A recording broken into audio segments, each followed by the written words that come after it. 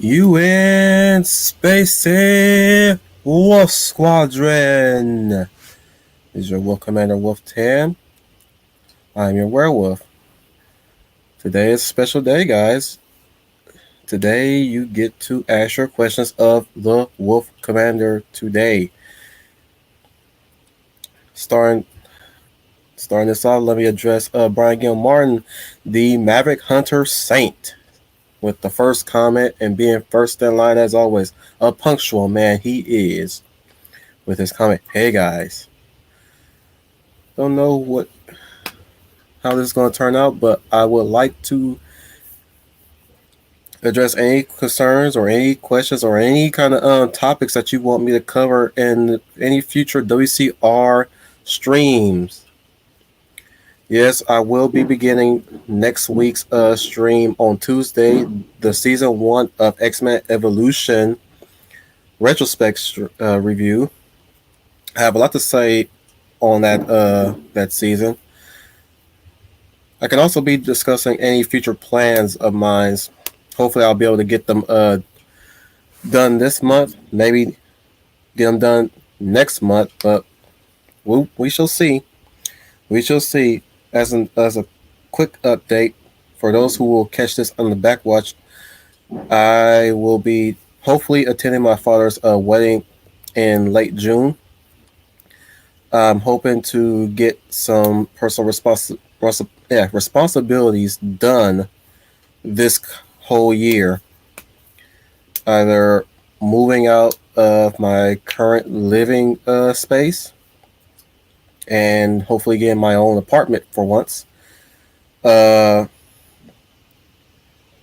Make future plans to move out of state into Arizona.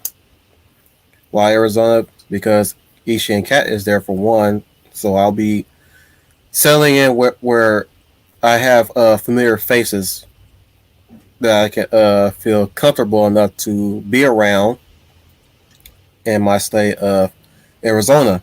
And we have Big Al, one of the big greats in the house. Hey, Al. Also,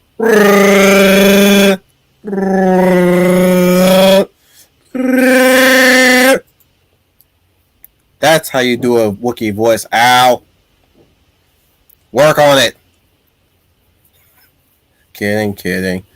You're a good Wookiee, Al. You're awesome. Thank you for joining me today, though. As you see in the title, it's a Q&A, so if you have any questions, ask away.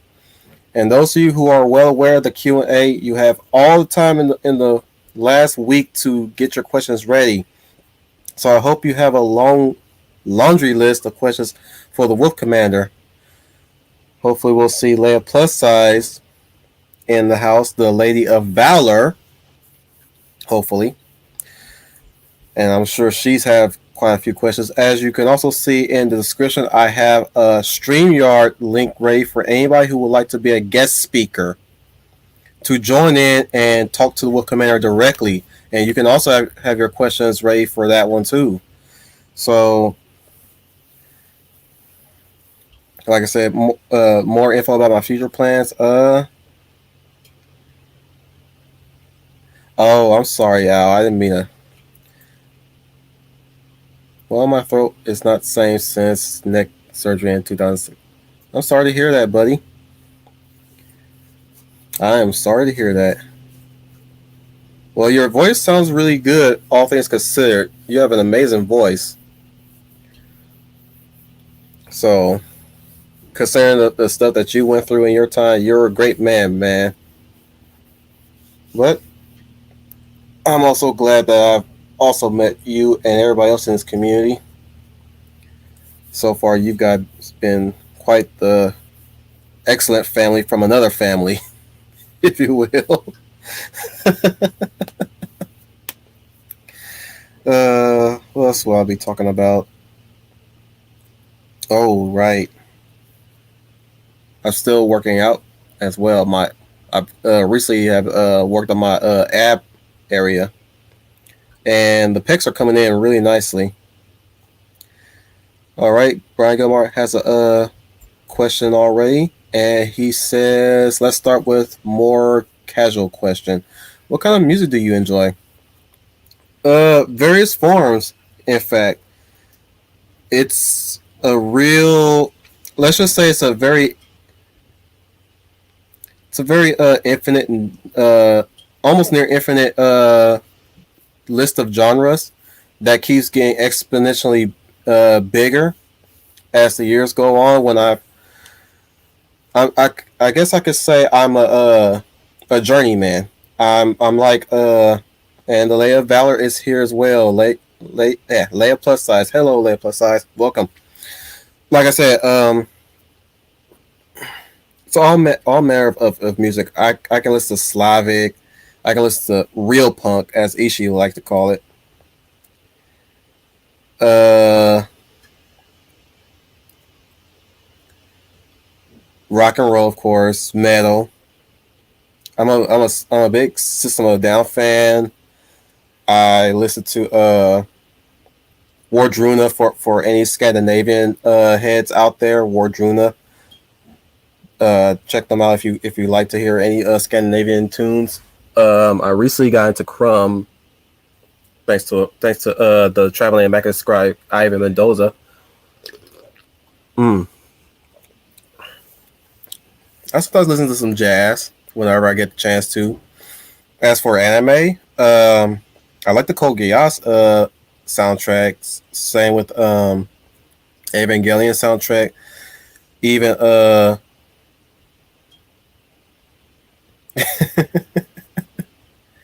I can't wait to hide the comment. What other anime? Of course, Dragon Ball. Recently, I've listened to the Super Broly soundtrack, which is awesome. Gundam Wing being one, definitely. As far as video game music, I listen to a lot. I can still listen to Kingdom Hearts at times. Final Fantasy X. Final Fantasy X. I recently was listening to the track to while I was walking. I believe was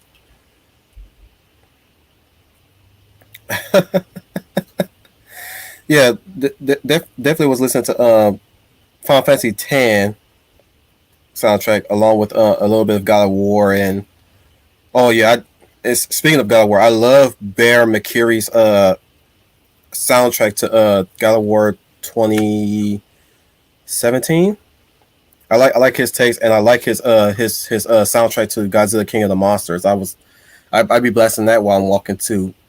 And the only reason why I do that while working out and I just something else you want to know about me when I walk, I'm daydreaming while I'm walking. Now I'm perfectly aware of my surroundings, but like when I put music on, I daydream as I'm walking. I'm like really in another world as I'm walking. So sometimes I'll hunch over, like I'm walking through, say, a corridor about to pose a challenge, or I could be walking up to my Valkyrie with my helmet on my hip. Al knows what I'm talking about. Or I could be holding a sword in my hand, right, ready to kneel before Lord and swear fealty. So I'm quite of a big dreamer, or you could call me a head in the clouds type of person. Uh, what's what's this Steve Rogers news you're talking about, Leia? I would like to hear. Okay, Al has a question. Uh, he asks Lisa or Minmay. Actually, it's what's her name?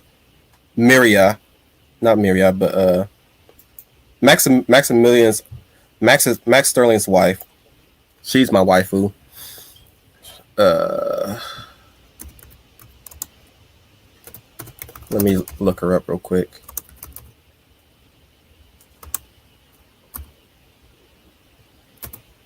Forgot her name. I keep forgetting her name. She's my favorite. It's funny. She's my favorite, and she's my and I can never seem to remember her name.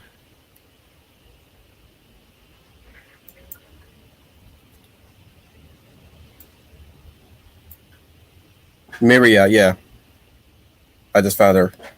It's Yeah, Miria is my favorite Robotech girl. I love her. Leia Plus has a question. Do you have any thoughts on the announcement of having Deadpool in the MCU? Any positives, negatives? Negatives. I don't want Deadpool in the MCU. I don't care if he had a shield helicarrier in his first movie. That does not confirm that he's part of the MCU. That is a top. That is a gag. Thank you. Yeah, I just said her name, Miria. Yeah, she's my favorite. But back to no, it's not the green hair. It's the feistiness and the warrior. I just like ladies from warrior cultures. I like warrior ladies a lot. But if it wasn't from Miria, if I had to choose between Lisa or Minmay, it would be Lisa. I think Rick should have stayed with Minmay, but I know why he didn't. But I like Lisa. If I had to choose between Minmay or Lisa, but my go-to girl is always Miria. But back to late plus size question. Yeah, I do not want Deadpool in the MCU. Neither do I want the X-Men to be in the MCU or the Fantastic Four. They're the thing is with those properties, they do fine on their own when handled right. The Fantastic Four had something. They had something, but the property was not handled right. Deadpool can survive on his own. He needs to survive on his own. He has to stay on his own because he is that gateway to potentially more R-rated comic book movies. He needs to stay on his own, stand on his own, and stay away from the MCU because the MCU is not as violent as the MCU can get in some movies.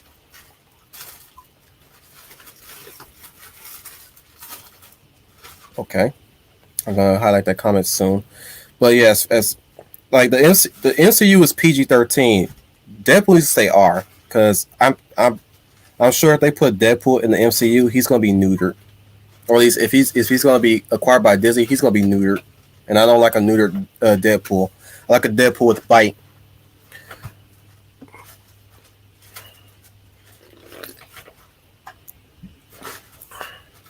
Excuse me. Lead plus size.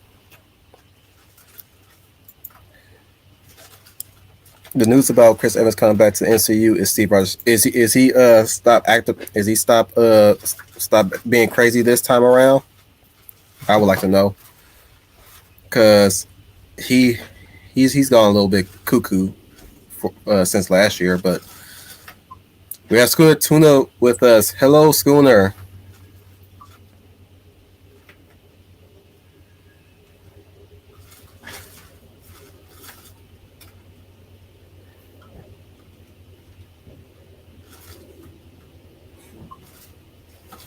Sorry, I don't mean to pause. I'm like I'm like sipping through your comments real quick.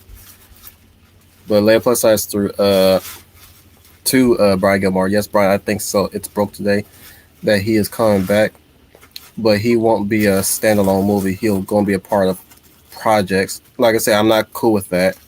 Him being a part of other projects, he needs to stay on his own. Um, Again from Leia plus size. Feige said his films will be R-rated for Deadpool. I don't trust Feige for anything. I don't trust him on his word.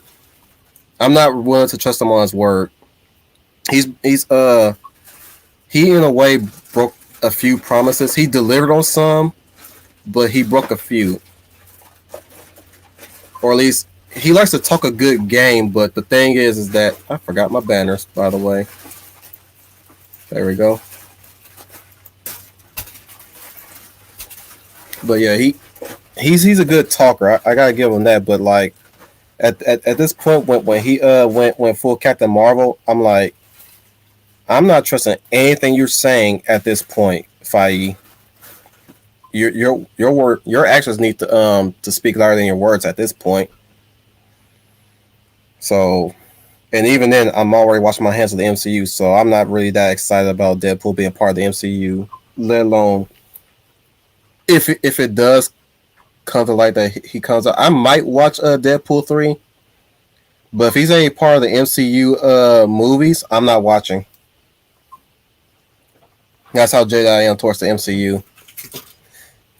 With all due respect, Al, and I do as as speaking of who I trust words with, I trust Al's word. Rumored is the right word to put that to. Rumored. So yeah, I agree with you, Schooner. X-Men needs to stay its own universe. Come on, guys, get the questions out. I gave you guys a week and a half to think of any questions.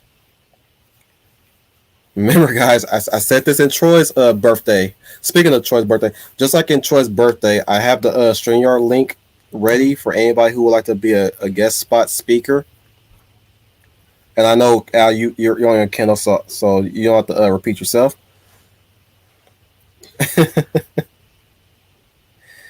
But yeah, if anybody has a mic or anything, you guys you got whatever device you have, you should have a mic to it, so y'all can be able to speak directly. But yeah, with no sarcasm, this whole month is, despite the circumstances, has been starting out pretty good for me. I'm actually making good on what I'm setting out to do so far. Baby stepping it for a while, but I'm trying to manage to get myself pumped and ready for whatever the rest of the year is going to hold for us. And Schooner has a question for me. If you could do a Fantastic Four movie, what would it be about? It would be about the Mole Man and Outcast, being Outcast. I've said this to me in my circles, and I'm going to say it here on stream. My pitch for the Fantastic Four movie would be, it'll be written for the Mole Man to be the antagonist. It will be a somewhat mystery thriller / adventure. Like the whole mystery aspect will come from people getting snatched up by mole people, and the Fantastic Four are investigating geological events happening, I guess, let's say with New York a bit, and the traces them back to maybe underneath Liberty Island. Let's go with that, and that's where they'll meet the Mole Man, and it'll be just like the first story where the Mole Man seems to be like a very misunderstood Danny DeVito penguin type. But when he gets rejected, he starts cutting loose, and that's where we get that. Funnily enough, I'm gonna still use the kaiju mole monster as the final battle. Basically, deliver on what Incredibles 2 didn't deliver, which is the fight between the Incredibles family versus the Underminer, which was a brief. I didn't. I'm a level with you guys. It's a mixed bag for me when it comes to the Incredibles 2 with me. I've seen the Incredibles 2 and I was not that impressed with it.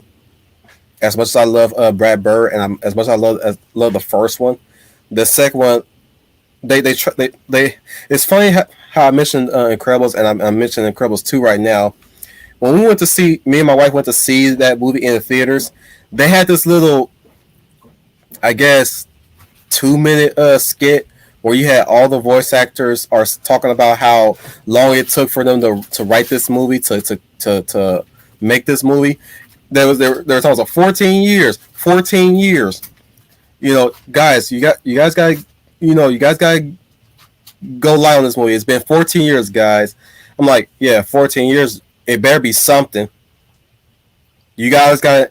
I'm saying, I'm giving you guys the benefit of the doubt. 14 years, right? It better be worth my ticket price.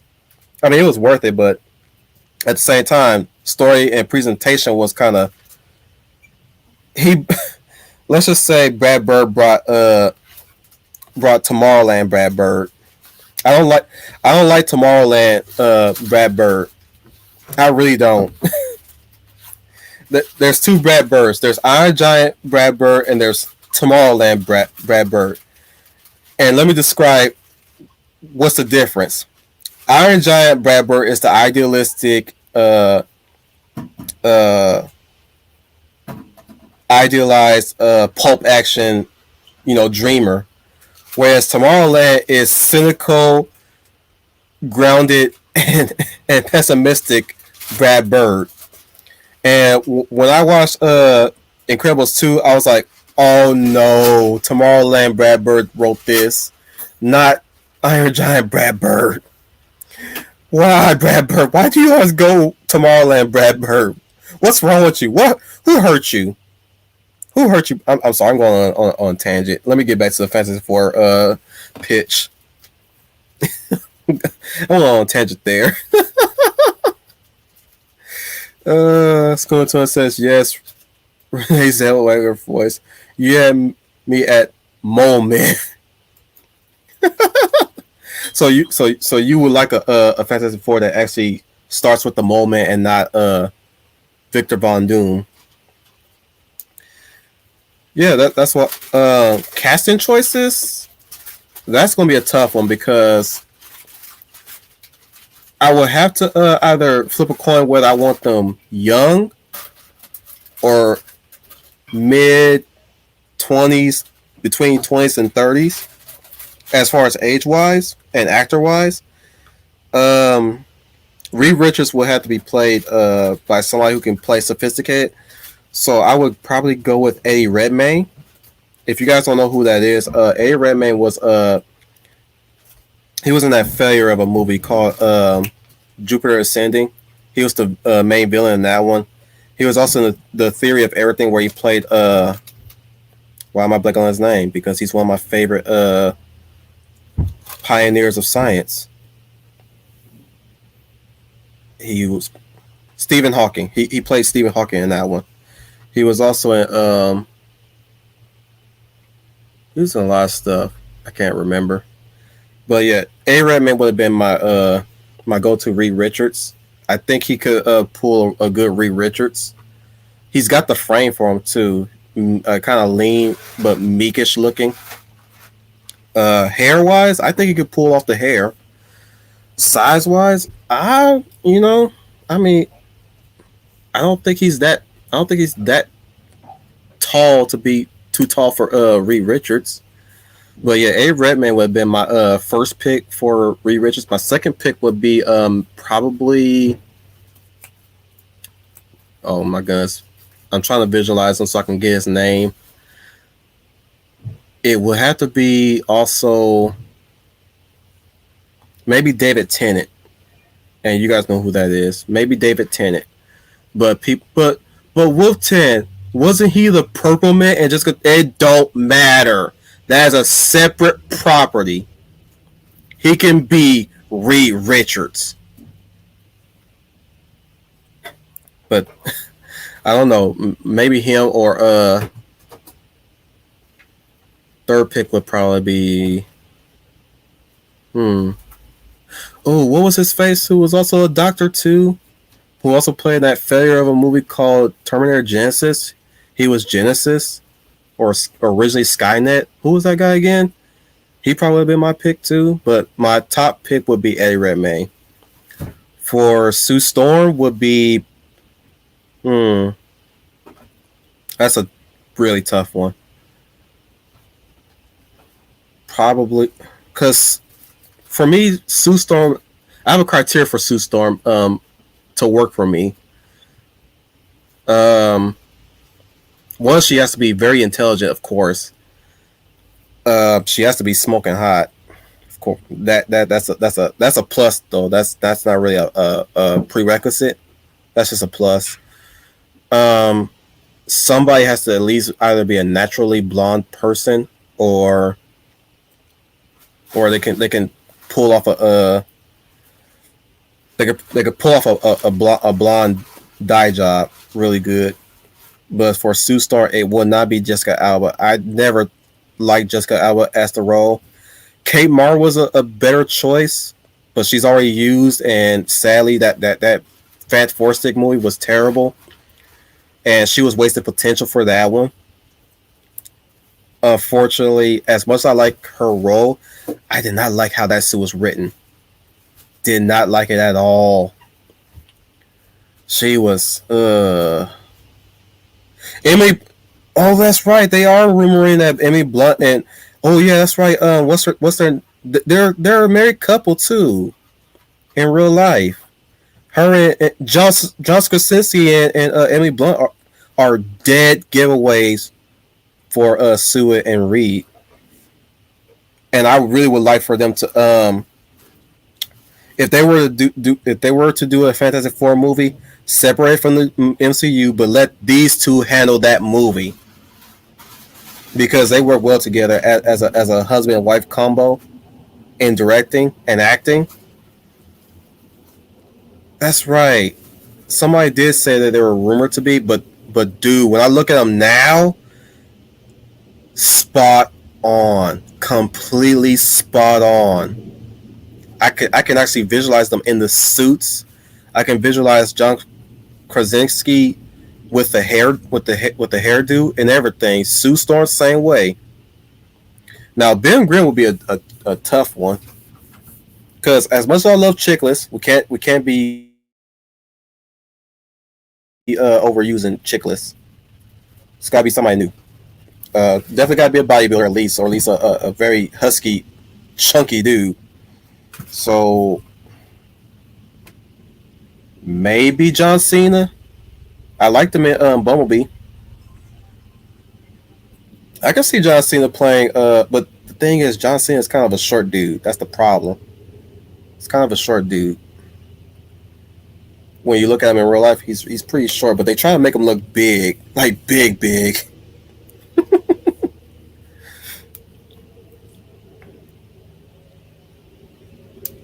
Yeah, Kate Mara. I was talking about like plus size Kate Mara.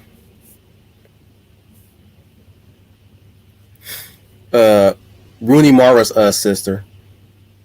She was in a superhero movie too. Kate Mara. She was in Zoom Academy for Superheroes. She was Wonder in that one.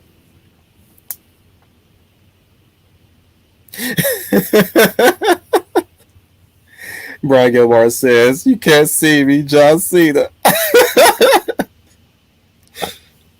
I mean that's my go-to pick for Ben Grimm because he's got the facial structure of the thing.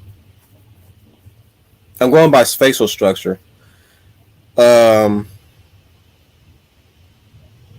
I was gonna go with Batista, but he's Drax already, and potentially still Drax in the if they ever get Volume 3 of Guardians of the Galaxy off the ground finally.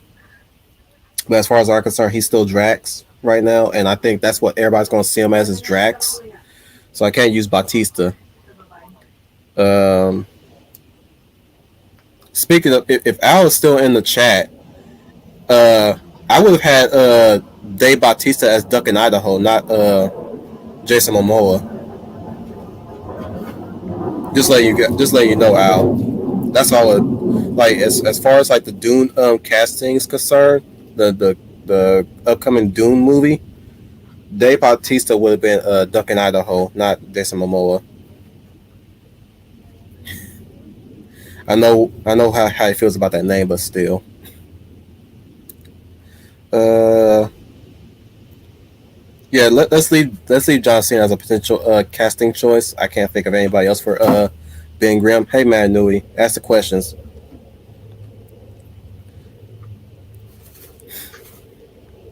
I'm sorry to hear that, Schooner. I like Guardians too. As far as uh Johnny Storm, mm, it's gotta be a douche though. Now, who can play the douchiest of douches? Y'all give me some names while I think on that one. But Giant Storm, he'll probably be played by most likely, what's his face? Maybe Dylan O'Brien from Maze Runner series or Logan Lerman from Percy Jackson. He's probably rounded up pretty nicely to be able to play Giant Storm. But Dylan O'Brien will be my go-to first pick. Um, hmm. Who also would have been my next pick? I was gonna say Michael Cera, but nah. I seen what he looks like now, or at least what counts as recently, and man, he's barely aging well. But yeah, as far as Giant Storm would be my Dylan O'Brien would be my first pick, definitely. As far as Mole Man, maybe Danny DeVito. Mole Man doesn't necessarily have to be young for anybody to play the role. He don't necessarily have to be young or played by a young person. But Danny DeVito will be my go-to person as far as short people is concerned.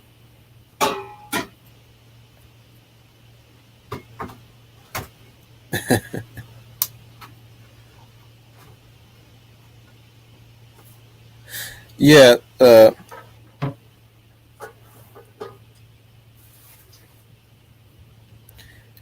that's a good thing. Keep him up, Schooner. Keep him up. Uh, yeah, keep him going, guys. You guys are talking amongst yourselves more so than asking me questions. That's kind of crazy.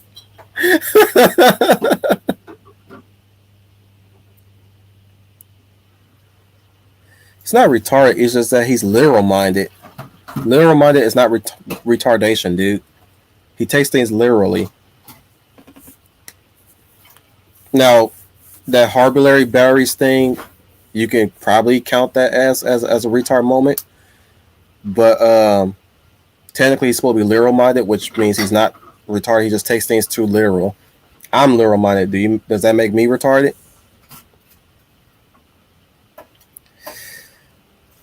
I'm just giving you crap, dude.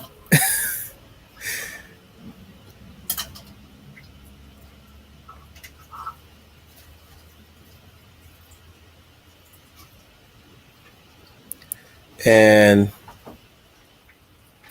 Charlie Hunnam is too old. That's the thing. He's growing into his age. As far as being Human Torch, that's why I'm going with Dylan O'Brien, because Dylan O'Brien is young. He's young enough to be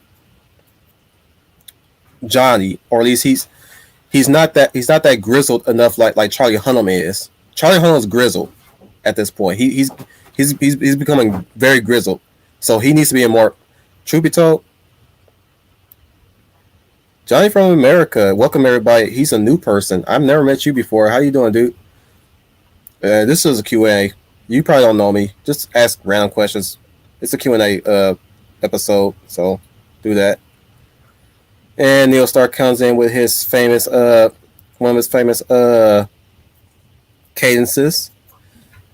The brilliant star that shines through the night, the sharp thorn at the side of evil. Rise on, man, stands before you. There you go. I know you've been waiting a long time for that.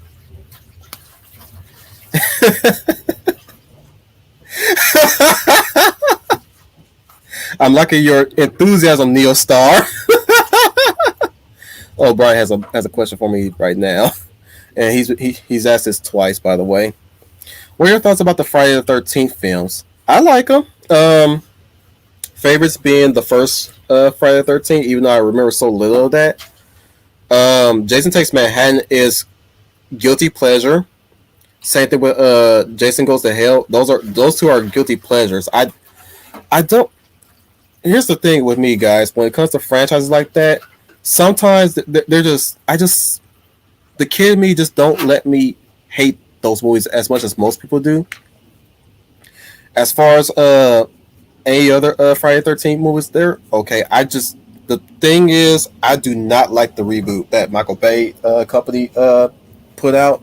I hated that reboot, but I hate the Nightmare on Elm Street reboot way more so than Friday the 13th reboot, because at least Friday the 13th, the only problem I had with the big issue with Friday the 13th that I had was the fact that he had a long lost sister or something like that in the movie. that never met Mrs. Voorhees or whatever, and they had the gall to make it seem like it was taking place within the universe of the first movie.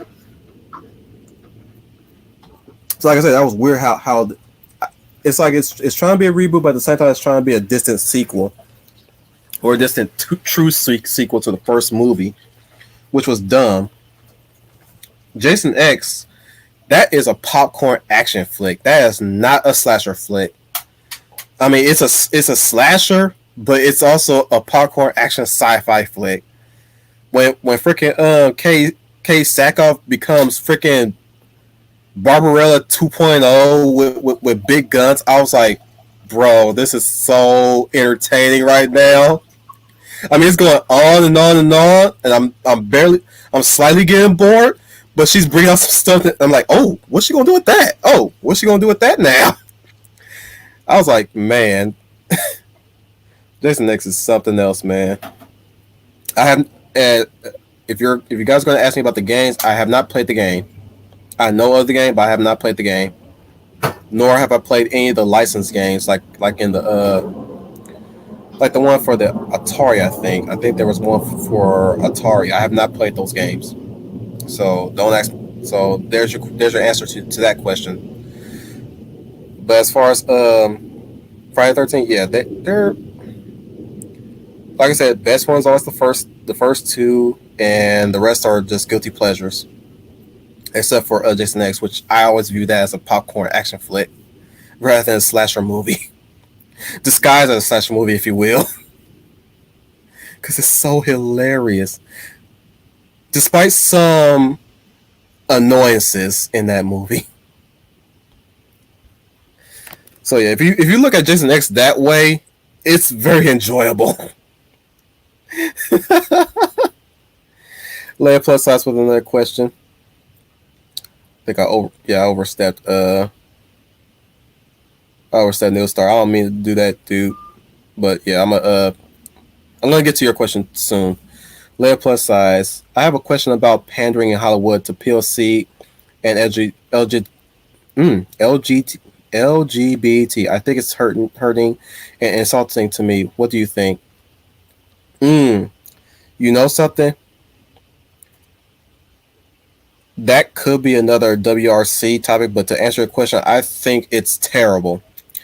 I'm going to say this right now. They're trying to portray us as house Negroes in a way, or at least the way how they're portraying us now is let me just be blunt.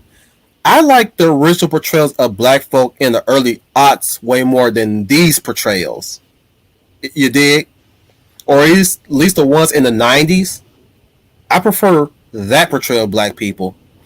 I prefer the portrayal of LGBT in the 90s and early aughts way more than how they portray them now. Because at least with the portrayals of back then, you can poke fun at them. You would never cringe at them like most people would do now when they look at them. You actually can poke fun at it. You can laugh with it. You can laugh at it. These days, you can't do that. You're not allowed to. They're not even allowed to be funny. They try to be funny, but they're not allowed to be funny. They're always so serious. They're so uptight. Their head so far up their pee holes. They're always challenging authority figures when there's never a case to be made to challenge an authority figure. They're put in spots that they don't deserve. They're put in leadership roles that they're not ready for, and yet they act like they're the arbitrary talking mouthpieces that's supposed to educate us on what makes a true leader, what makes a true proper representation of minorities and can't even say that without getting my tongue tied. Same-sex community, I call them alphabet community, and those who are not of that who don't like that representation need to speak up more. I'm going to try to do my best to speak up more about black folk too, as much as many people have done so far since last year, since the past few years. We need to start speaking up more about that. We're the silent majority that needs to speak up more. So there's your answer. I might I might make these two questions that you asked me into different separate topics in the future. So you gave me excuse me. You gave me something to ponder about, basically. Neostar. Has there ever been a crossover between two characters or series you've always wanted to see? Lately, not so much. Cause the way how I operate when it comes to crossover events or crossover series, it needs to make sense.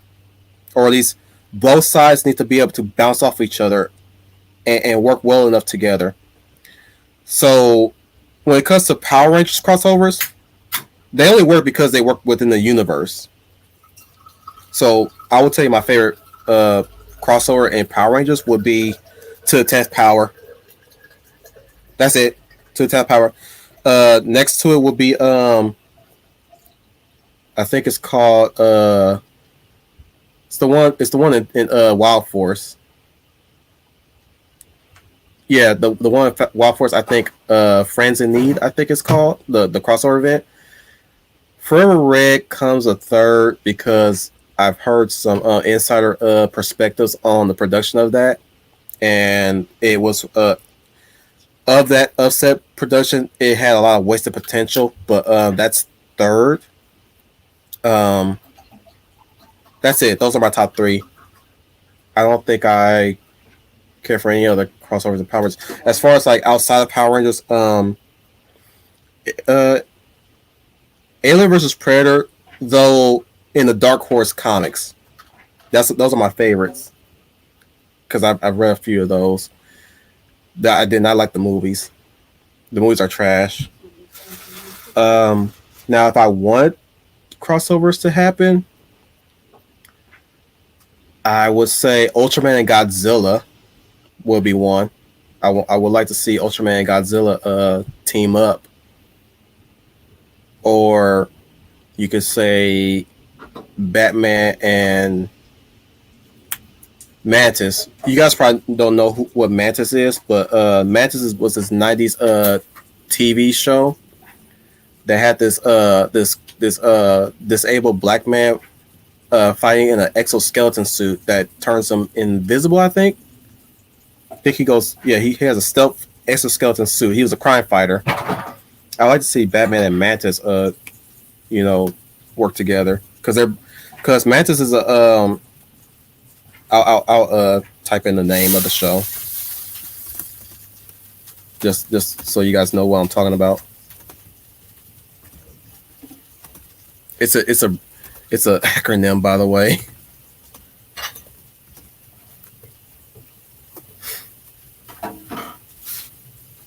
So there's the name of the show. Either either that or very obscure anime obscure '90s superheroes team up like Nightman, Mantis, the Sentinel. Oh, I got a lot of shows I've seen in my youth that I'm so dying to share like video intros of said shows on the Professor Greek group. So far, I've shared The Adventures of Sinbad, which was a '90s version of Sinbad. I'm getting a little off topic, but I'm gonna swing it back soon. I've shared Leia shared the '90s Highlander series. I shared Nightman. I even shared Mantis actually, and Thunder in Paradise. But yeah. As far as crossovers, I would like to see crossovers of those guys of the obscure '90s superhero shows. I went on too long on that question, so let me go back. Let me go.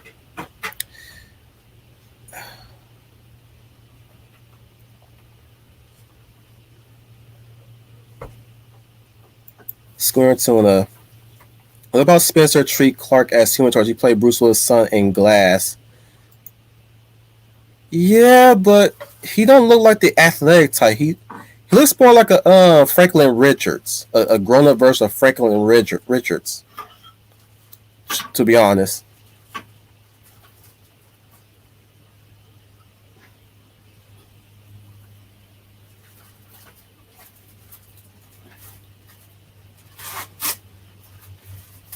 Officer Joni is here. My name is Joni. I speak for the snow. The snow says Perkle. Yeah, I'm a Weezer fan too, by the way. I love Weezer. My name is Jonas. We'll start with another question. Favorite TMNT character, Ralph Raphael. Two reasons. One, when in my youth, I was a big fan of the color red. Red's my favorite color, and Raphael had that color.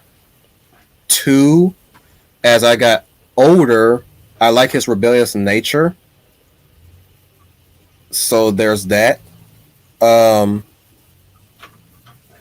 Three, him and Leonardo's relationship kind of reflects me and my brother's relationship, my little brother. Only in this case, I'm the Leonardo, he's the Raphael. He's more impulsive than I am, and I'm more. When he's next to me, I'm more the thinker, planner type. Highlight a comment from Leia Plus Size.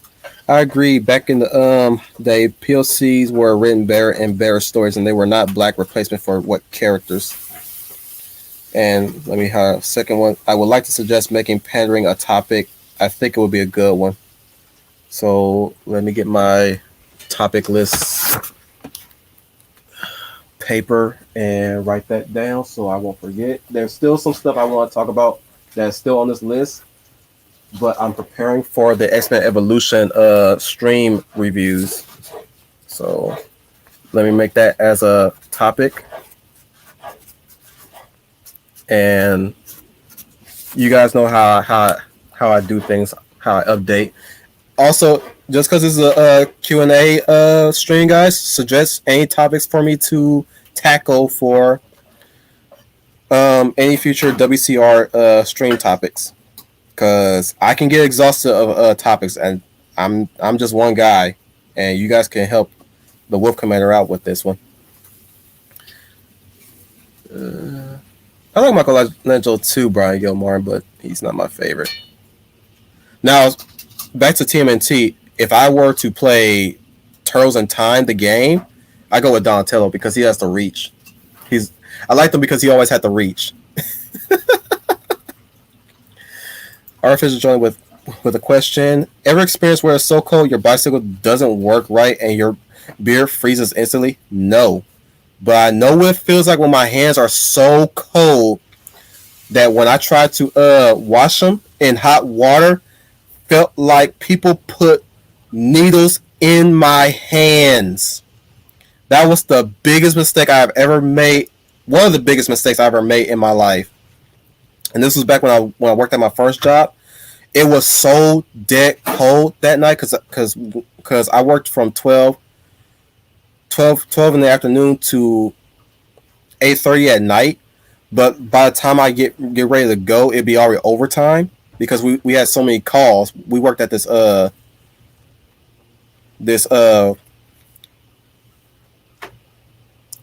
let's call it the Uber for elderly and disabled people.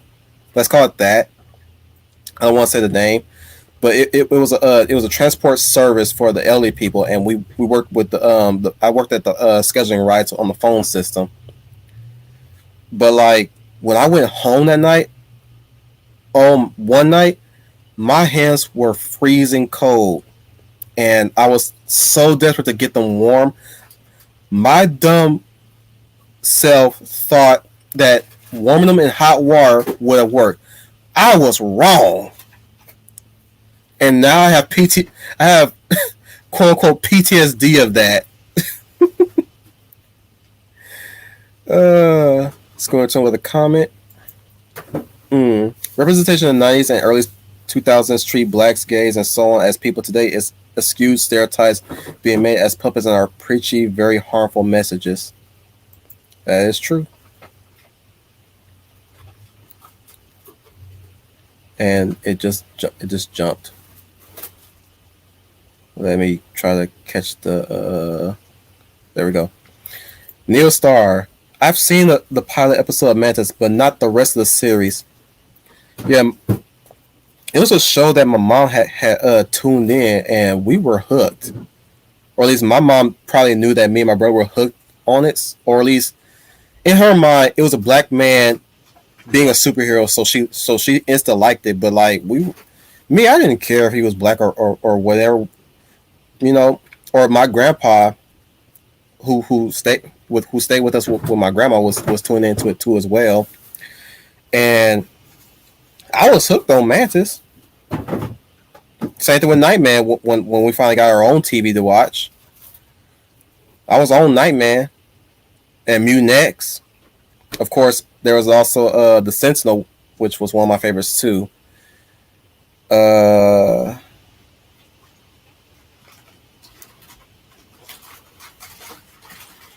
Also from Neil Star.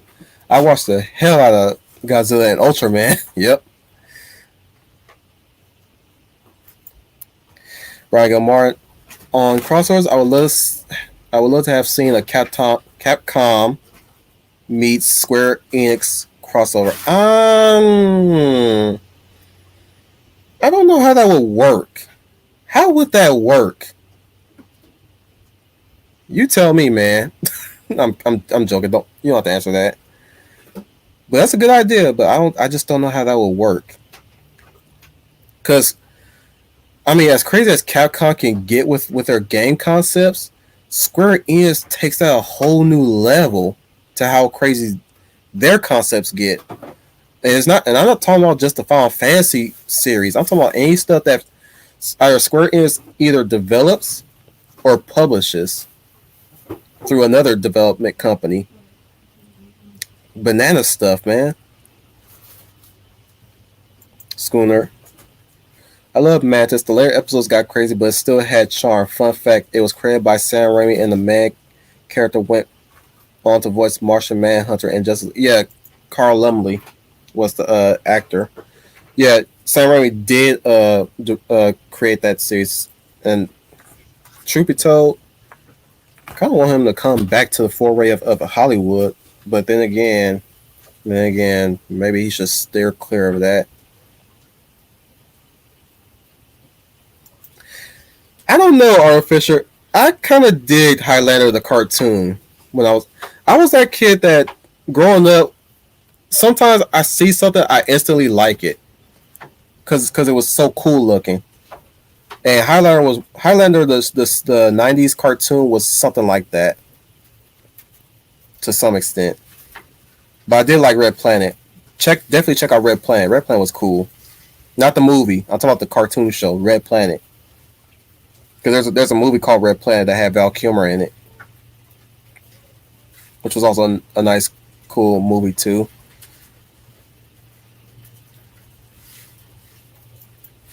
Neil Star's comment. That does sound pretty dope. Personally, I want to see a Namco crossover with SNK. I would like to see that too. I would like to see Kazuya Mishima take on Kyo Kusanagi, or Ryo Sakazaki take on what's his face? Take on Paul. It's going to tell me with a comment. Ralph was my favorite too when I was young. When I got older, I gravitated towards Leo. Now I just try to be as patient as Donatello and have a sense of humor as Michelangelo. Well, that's the thing. That's what makes Ninja Turtles so. In fact, that's why Ninja Turtles continued as far as it did, because there was something for anyone to watch, and there was some character for anyone to latch onto. Especially when you grow old with age, you start to notice things about the turtles that there's something that you gravitate towards to as your mind grows, as your body grows, as your spirit grows. So, taking myself from example again, I saw myself more into Raphael as I got into my teens, but as I'm older now, I gravitate more towards Leo at times because I'm beginning to fully embrace the leader in me, basically. Leia plus size. I watched Ultraman, but I love Johnny Sacco. Anyone remember that? You might be too young.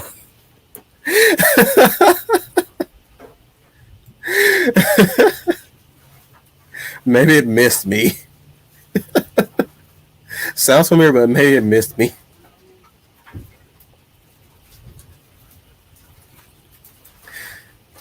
Oh yeah, Red Planet by Barry Gilmore. Oh yeah, Red Planet was that cartoon miniseries, right? Yeah, that's the one with that scary red two-legged thing that they kind of used as promotional material for that show.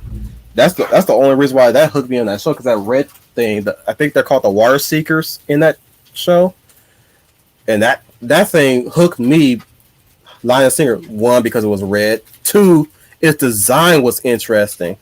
No arms to speak of, but two legs, three swords protruding out of his face, one cell bill behind cell crest at the back, and a long whip like tail. And all they feed off of is water. They gravitate to any water source and they'll kill you for your water because potentially us being humans being 75% of water, we have it. They want it. I don't really think they were carnivores in that show. I think they mostly fed off of water. They were like plant based. I think the only carnivores I saw was those three-headed dog alien things, and I forgot what they were called. Uh, we have a guest speaker. I will put you in soon once I read Leia Plus Size comment.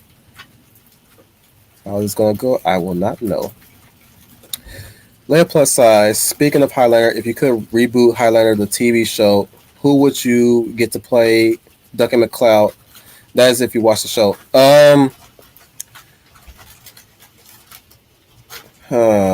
That's a tough one. I watched a bit of the show. I know of Duncan fair amount through the movies, like Endgame, but I don't know. That's a tough one. I'll have to come back to that later. And let me put in Jermaine. What's up, Jermaine? Can you hear me? You have a mic? You're in the you're in the StreamYard now.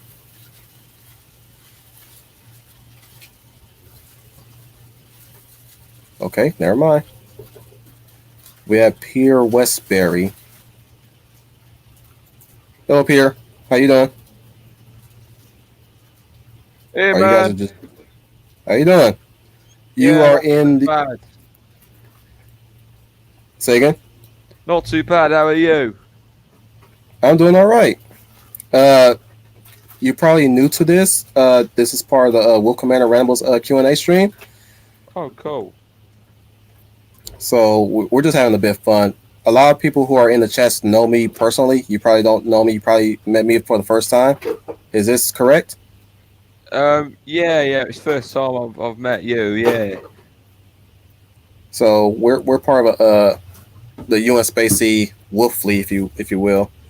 So this is mostly just me, just talking random stuff, having a chill for a spell. This Yeah. if Well, you I'm want, not actually. Say go that again. ahead. Sorry. I was saying, yeah, this is just us. I was hopefully waiting for my people in the chat to jump in here and there to ask me some questions or at least like have a little chit chat. But since you're here, you can have a little chit chat with me. Yeah. I'm not actually from the USA. That Um. that's fine. No, I'm from the Everybody's welcome here, dude. I'm from the UK. Welcome Now, aboard. so my first question to you is, what are you doing on YouTube? What I do on YouTube, I do Yeah. the I do the Wolf Commander Ramble streams. I mostly ramble. Sometimes I give some nice discussions about certain topics, whatever the topics is. Uh, um, I do little small YouTube videos here and there. I am an artist, so I Oh, do artwork. nice. You know, So, do and the you people, do like pencil stuff, or is it yep, more like? pencil coloring, inking. I'm working up to hopefully do some digital art. Oh, nice. Yeah, I We, do a lot of digital um based art as well. I do a lot of art digitally. Um, nice. And yeah, it's something that you should definitely get into if you're into painting and drawing. It's a step up. Well, I wouldn't say it's a step up, but it's a lot different to you know using a pencil, of course. But if you keep at it, you'll become pretty good.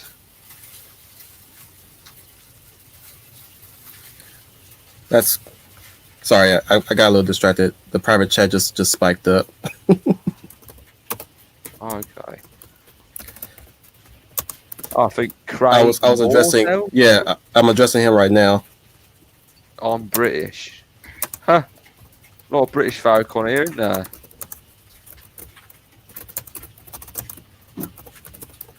So how is it in Britain, by the way, if you don't mind me asking?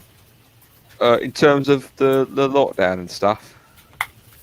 I mean, if you don't want to speak on it, that's No, fine. no, of course, no. Well, I mean, truth be told, I want to steer clear of what's really going on currently and what's been going on recently to keep this stream a bit kind of on the fun side. But if you want to explain your position on the lockdown, I'm open to hear about that. yeah, well, you know, I don't know what it's like over near you, but we have tier systems.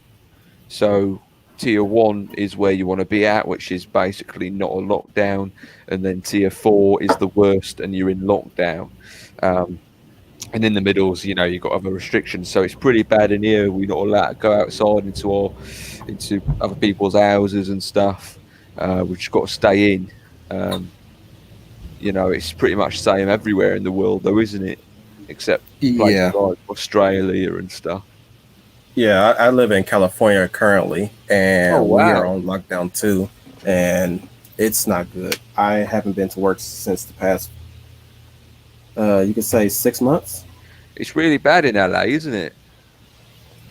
I don't live in LA. I live in San Diego. I used to live in LA, but San Diego is not as it's no different here in San Diego either. So you might as well just link them together then. Yeah, I mean it's crazy, isn't it? What's going on? Yeah, I yeah. mean, would you really, if I told you a year ago that you wouldn't be allowed out of your house and you wouldn't be going to work, you would have shot me in the head and then told me to fuck off. But it's true, it's happening. Try not to swear, by the way. Oh, sorry about that, I my don't I bad. don't I don't mean to derail you like that, but yeah, try not to No, swear. no, no, I get it, I get it. Okay. But yeah, you just wouldn't believe it, would you? Really? Yeah, I will be honest. I would have been skeptical in the beginning. Yeah, yeah. I think I was probably more on the side of behaving myself in terms of abiding by the laws. But now I'm beginning to become a bit bored of them. Do you know You're what like I me mean? then. You're basically Yeah, like me then. yeah, I'm absolutely. at this point. I'm kind of fed up. I'm ready to be a patriot. At this point, I'm ready to stick a finger to them. So, what's it like near you? Uh, it's been kind of quiet in my area of the woods of San Diego. Okay. Somewhat sirens whizzing by here and there, but who knows where they're going to? It be it the fire department or ambulances or the police department. They just been whizzing by. That's all. I mean, they're not doing anything, are they? The police. It don't seem They're, like it. It just seems like they're randomly just running by with their sirens and everything. And oftentimes I yeah, hear helicopters. yeah. I mean, near me where I live, um, there was two ladies going out for a walk, and they got arrested for sitting on a park bench. Um, and that's true. They got arrested for sitting on a bench. You know, I've heard something similar to that effect from another stream. Yeah, it's mental. It's absolutely It's quite bizarre. crazy. There's also we actually, you know what, we can actually go out in parks and we can sit down and rest while we're working out and do our little exercise stuff. So it's Yeah, kind of I will say this. I feel bad for the for your neck of the woods because Yeah. As much as we're locked down, we're not there yet. I sense that we're going to get there, but we're not there yet. So have you got tier systems as well? Say again, sir. Have you got tier systems as well? I don't think so. We're all over the place here. Too all over the place, to So be honest. you're all in the same boat where you are. Yeah, it's like there are Yeah. moments where we can dine out of our restaurants, or there Really? are times we were not allowed. We're now not allowed to dine out of restaurants. We have to order stuff from our restaurants now. And Yeah. since then, I have not gone by to a restaurant. I'm like, you guys can. I'm sorry. I love you guys. You guys have been good service and good people to me, but I'm not going to order anything from you guys Yeah. because I prefer Absolutely. to either dine. Like, I'm cool with dining out outside you guys, but I also prefer dining in. And if we can't do any of that, then you might as well Well, not get it's my dollar. pointless, isn't it? Yeah. You know, if you're going out to buy a meal, you're going out. You get smartly dressed and what have you, and have some nice food. There's no point taking it back home. So I'm going to add Craig more so because he would like to be in this conversation as well. And I'm going to add him right now. Thank you for your for what you're saying, Peter. But you can stay in. You can stay in. But I'm going to add him right now. Yeah, Are you that's ready? fine. Yeah, yeah, yeah, that's fine. Hello, Craig. Uh, just I hope you heard our conversation. This is what this stream is. It's mostly a fun stream. Try not Yeah. to try your best not to swear. Hey, not a problem, mate. I'm also from the UK. I mean, that's what attracted me, really. But I love the stuff you were saying about the artists, because I used to do art myself in A levels back in the 80s. And, mate, you should really stick at it. It's a good subject to go down. Yeah, I'm sticking to my. I've been like this. This is going towards both of you guys. I've been Yeah, an artist since I started at 6 years old, that's brilliant, and mate. I mean, that's true passion. at 33 right now, I'm fully into the inking side of art, and Yeah. hopefully this year I'm gonna work on getting to the digital aspects of art. That's amazing. That's good. You stick at it, So, mate. so Stick what's it at like it. on your end as well? Because I know we heard Peter's side of things. Let me hear your side of what's going on in the UK in the Um, case of the lockdown. well, weather-wise, because we always seem to speak about it, it's a bit drizzly. It's a bit crap up on here. Um, yeah, it's a bit rubbish. But it's okay. It's fairly strict, but only certain places are open. Um, yeah, and yeah, as he was saying, in the UK, it's well known that two women were arrested on a park bench. It was a big thing. It's in the newspapers and stuff, the Daily Express, and yeah, it's a big thing. That's insane. Yeah. I will also be highlighting some comments so I can read them. So I don't want to feel on my chat group here to be feel left out while we're talking. So if you Yeah, guys want to, feel free to answer questions. It's fine. I mean they'll be answered asking directly to me, but you guys can add in your No problem, no you problem. guys can add in your 2 cents on the question too. So, what's your name? Sorry, I didn't catch I it. I prefer to keep it hidden Oh no, that's as fine. I mean, any name I can refer you to. oh you can just call me either Wolf Tan or Wolf Commander. Yeah, well, Wolfgang, first things first, thank you so much for having me on the show. It's been good. It's hard to find people who just have a chat, and it's nice to just have a conversation every now and again. And I'm glad that opened up this window for you guys. That's why that's my mandate for this whole year since last year. Since last year, I've started this whole mandate, and I've said this to my chat as well. I'm trying to support the little guy, or at least try to at least give the little guy a voice to say something. Even if I will say this, I am still new to this. I don't know how I'm going to contribute to any of this, but I'm trying to It, do my best on my yeah, end to at least give somebody at least something to talk about, to talk yeah, to in these trying times.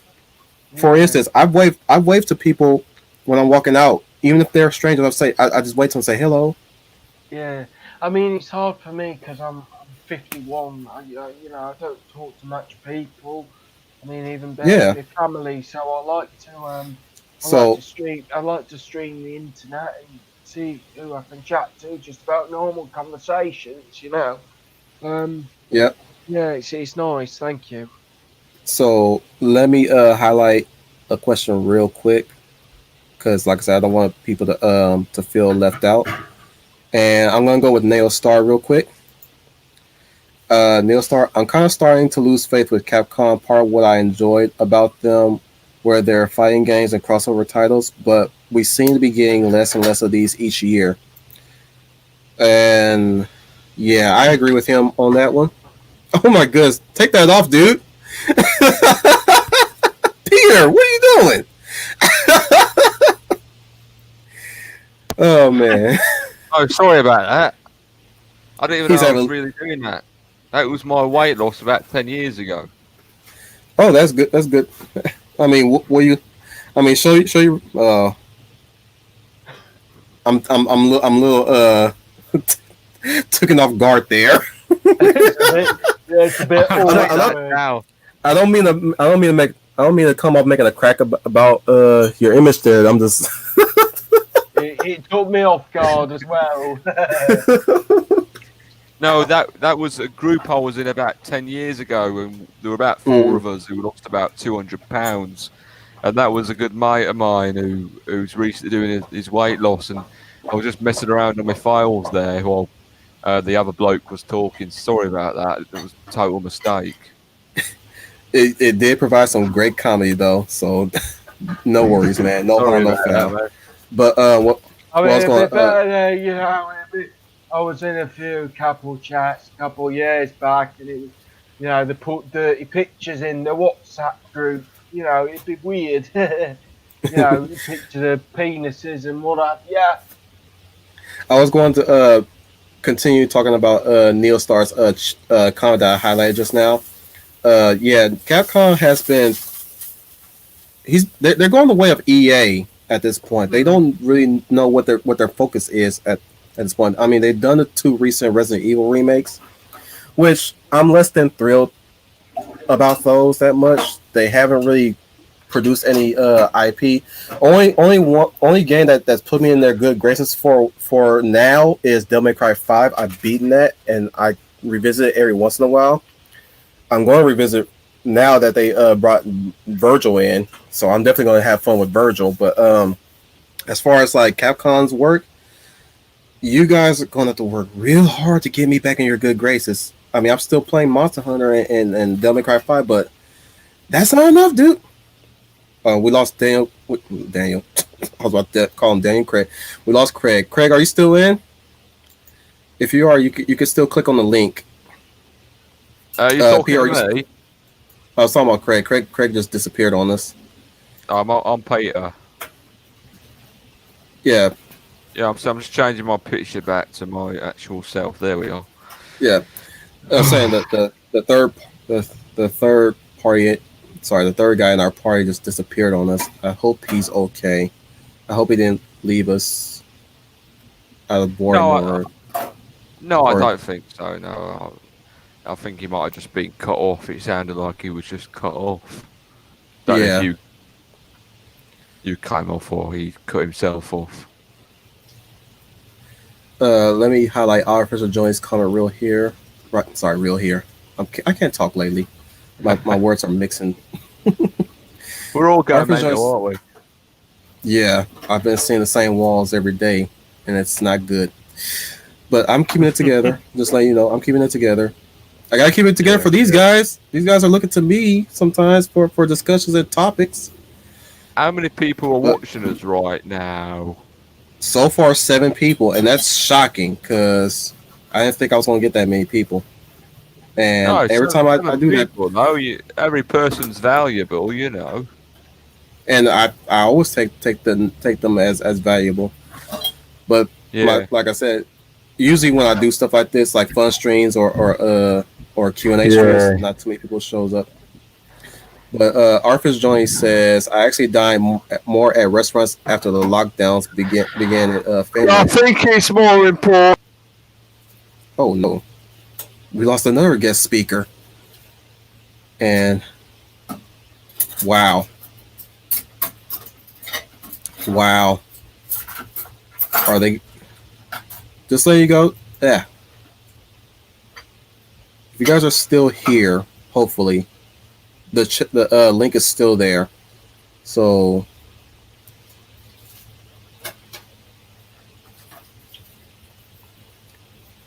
and they're gone. If you guys are still in the chat, let us know if you're still in the chat. That was nice talk, everybody. Ladies and gentlemen, that was Peter and Craig. I would like to thank if they ever by any chance catch us in the backwatch, I would like to thank you guys for showing up and having a conversation with us. And I'm glad that you guys showed up. I really am, and I hope I made at least a slight impact in your guys' lives, because I've heard from Matthew Flynn, one of our usual people also who shows up here, that you guys are really are in the ringer over at the UK. I've heard some crazy stuff. So my message to you guys, if you guys ever catch this in the backwatch, take care of yourselves, try to stay safe, do whatever you can to you know. And we have Schooner Tuna, our first clutch in the guest speak. So let me introduce Schooner Tuna. How you doing, Schooner? I'm doing good. Can you guys hear me? I can hear you, buddy. Excellent. It's my first time hearing your voice. How you It's my doing, first ladies time and hearing your gentlemen? This is Schooner Tuna, the tuna fish with a personality. How you guys doing? Oh, dude, you have a radio personality as well. I just want to This say has hello potential. to the I'm saying hello in the United States. You had 2 from the UK, now we have 2 in the States. Hello. And where are you located in the United States? I am in the Midwest, Illinois. Illinois, and I'm in California. Sweet. So tell me a little bit about yourself, Schooner. What is your what is your No, taste? I don't want to reveal too much about myself. I'm very, very shy. You haven't noticed. I'm talking about geek stuff, geek wise. Oh, geek-wise. You know, That's right. dude, you do not have to tell me your life story. Well, first things first, I am a writer, and I love writing more than anything in the world. Awesome. We all are writers. Even if we are not writing stories or stuff, we write stuff. Exactly. I am a lifelong fan of the DCAU. Before, Okay. Before, of course, post Flashpoint, because I do not like New 52 at all. No, I didn't like the new 52 either. The decisions and choices they made, I don't really agree with. I mean, some of it was good. Others got a little crazy. To be honest, I think the only 2 good ones was Aquaman and Green Lantern. Well, that was also And maybe Green Lantern rocks because Jeff Jones stayed with them, and Jeff Jones has really been a tribute to Green Lantern. For the other stuff, hit or miss. For the other stuff in the DC universe, really hit and miss. But what he's introduced in Green Lantern has been amazing. yeah. Let's see. So I like comic books. I like movies. I like basically you name it. I probably am a fan of it. So you got any questions for me for the Wolf Commander personally? I just stopped in to say hey, and you're doing a great job. And oh my goodness, keep up the great work. I'm gonna blush. Doing a great job. I mean, you're right up there. I put you right up there with Sound Engraver and Professor Geek. I love your videos. A big fan. Oh my goodness, you put me with the big greats. I don't think I'm there yet. No, not That's yet. what I call. You'll get there. You'll get there. It's You're already working. You're already on the path. Yep. Hopefully, I can turn this. Like I said, I can turn this into a business. So, it is at this point where I'm saying this out loud, especially on the internet. I'm not waiting that long for my job to reopen, Yeah. and I don't know what the future looks for us concerning the situation on job hunting, concerning what policy. I don't even need to bring that up. I'm trying to steer away from you know what's going on outside. Let's stick back to geek culture, right? Yeah. Yeah, I can't see the chat because in order to log in on this, I had to get off. I had to get off YouTube, Right. so I can't really So see the chat. But I just want to say to everybody, just want to say, hey everybody, you guys are awesome. Leah Prophesize, Brian Gilmartin, NeoStar Productions. You guys are great. And just hey, hello. Yeah, this is my first time actually being on. This is my first time being on chat. yeah, this is your first time, or is this also your first time like jumping into a chat into a StreamYard? Yeah, this is my first time jumping into a chat on a StreamYard. Am I I coming feel in? honored. I feel very honored to open that door for you then, because I know Owen Lister was the first here for me to open that gateway for him too, and I'm opening that gateway for you so you can feel. I'm trying to boost everybody up in my ilk. So you're part of my ilk now, just like Owen, just like Leia, Brian, everybody here. Like this is like I said to Peter and Craig. This is my mandate is to always support the little guy. Try to make sure the little guy is recognized. Yeah. So like you, like me, we're the little guys, and I look out for you. I try to look out for you guys as best I can when I can. Yeah. Yeah. Well, So good stuff. like anything else you want to ask, or are you gonna leave soon? Oh no, I can stay and talk for a little bit. Guess what? Trying to think. What can I mean? I loved your casting already and your story for Fantastic Four. You oh nice. I mean, see, I want to see. This is what I want, and I demand. Because I will not ask, I will demand. I want to Hmm. see less reality and more of the fantasy, and that's the Yeah, problem with these movies. I mean, it was good for a time, but I want to see Fantastic Four actually going on fantastic adventures. And for the longest time, they've been having all these production problems because they say, well, do we really want to adapt this story or adapt this story? But it was where's the grounded reality? So let's just stick with Doctor Doom. And I'm like, no, embrace the fantastic adventure. Go to the Forbidden Land or to right. deep underground. I mean, that was what Fantastic Four was all about, going on the fantastic adventure. I'm also tired of seascapes being attacked. So Oh, it would be a nice change of pace for them to be underground and subterranean cities. yeah, I really exactly, and I think Fantastic Four has been the unfortunate casualty in this post Dark Knight universe Yeah, and I because think everything has always been trying to follow up or be similar to the Dark Knight, and most people don't even realize it only works for Batman. yeah. Same thing with say they tried to do that with the Phantom. Did you ever hear about that sci-fi series that they were trying to push? That one pilot. Did you ever see Phantom. that one? The The only fa- Phantom I remember is the Phantom with Billy Zahn, and I did not like that movie. like I said, I'm gonna confess. Like little kid me cannot hate that movie because my introduction. Here's my introduction to the Phantom, the Peter Chung version, the '90s cartoon. That Yeah. was Oh my yeah. that was my introduction. Phantom 2040 it was called. Mhm. Yeah. I remember that cartoon. It was actually pretty cool. Didn't you also have sidekicks in there too as well? Yeah, Not sidekicks, but other people from other properties.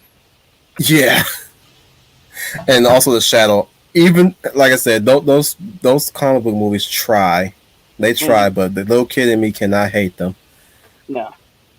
But that's what you get when you grow up in the ghetto, or at least in the hood, where just about anything that pops up you just instantly like because that's basically what you're just watching at this point. Yeah. on TV. But, yeah, you're going to school, and then at the end of school, you're coming home, and you just want to turn on the TV and just be taken away. Probably Yep. why I love the '90s. I mean, that was the golden age of cartoons. We were like Yeah. getting stuff like Tiny Toon Adventures. We were getting Animaniacs. We were getting Sun, Freakazoid, Batman the Animated Series, Superman, Sunstone Warriors. Sunstone Warriors, and then it was also the time of anime. That it's funny because growing up in the '90s, there were all these anime coming up, and my parents would not let me watch it. Sailor Because, Moon. no, they said because there were reports. See, there were weird reports coming out at the time when anime was coming over that there was subliminal messaging in them, and my parents bought into that, so they told me I could never watch it. So I know. I was like going, Dude, I'm gonna say this. I feel sorry for you because I'm sorry. My mom. I was raised mostly by my mom. My dad would show up every once in a while to give me presents or at least to hang out. But like when my mom was just me, my mom, my brother, she just parked me in front of just about anything like Melrose Place, Party of Five. Friends. I don't think she watched Friends that much, but she did park me in front of Ricky Lake and Richard Bay, and I had those. So I was waiting so long to for the cartoons to come in because we only had one TV at the time, and until we got our own TV. But like at the time, we had to watch what mom watched, and then we wait until she leaves, and then we get into cartoons after that. But like yes, at the end of the night though, it was New York Undercover. Melrose Place, all those other drama shows that you could think of, and some I liked. And New York Undercover was like one of the ones I liked, but I could not stand the stuff that she was watching sometimes. But I had to wait patiently because I know New York Undercover was next. Yeah. But yeah, what about you? What other stuff can you say that your parents kind of steer you I can't talk. Steer you away from. Well, they were like, okay. First off, they didn't like. My mom was like, absolutely no violent movies whatsoever. It was either PG or nothing at all. My dad, Oh no. he was a little more. My dad was a little more, I guess you could say, loose. He says if it's PG-13, yeah. If there's violence, he was like, no. But if there was length, he says, just don't repeat it. But PG-13 also had violence. It was just light violence. But that was the '90s. The '90s, they were pushing the envelope on stuff. Yeah, they were. And when I was watching Batman the Animated Series, I was like going, holy smokes, this is awesome. it is. It definitely is awesome. Same with Batman Beyond, which where the envelope was where the leash was really loosening on what they can show and what they couldn't show. Yeah. I mean, it pushed the envelope. If I recall, I think Batman the Animated Series is one of, if not the only show where the bad guys actually shot guns with bullets. Everything else was like a laser gun or a saber sword. Which I didn't mind. I mean, it's still violent.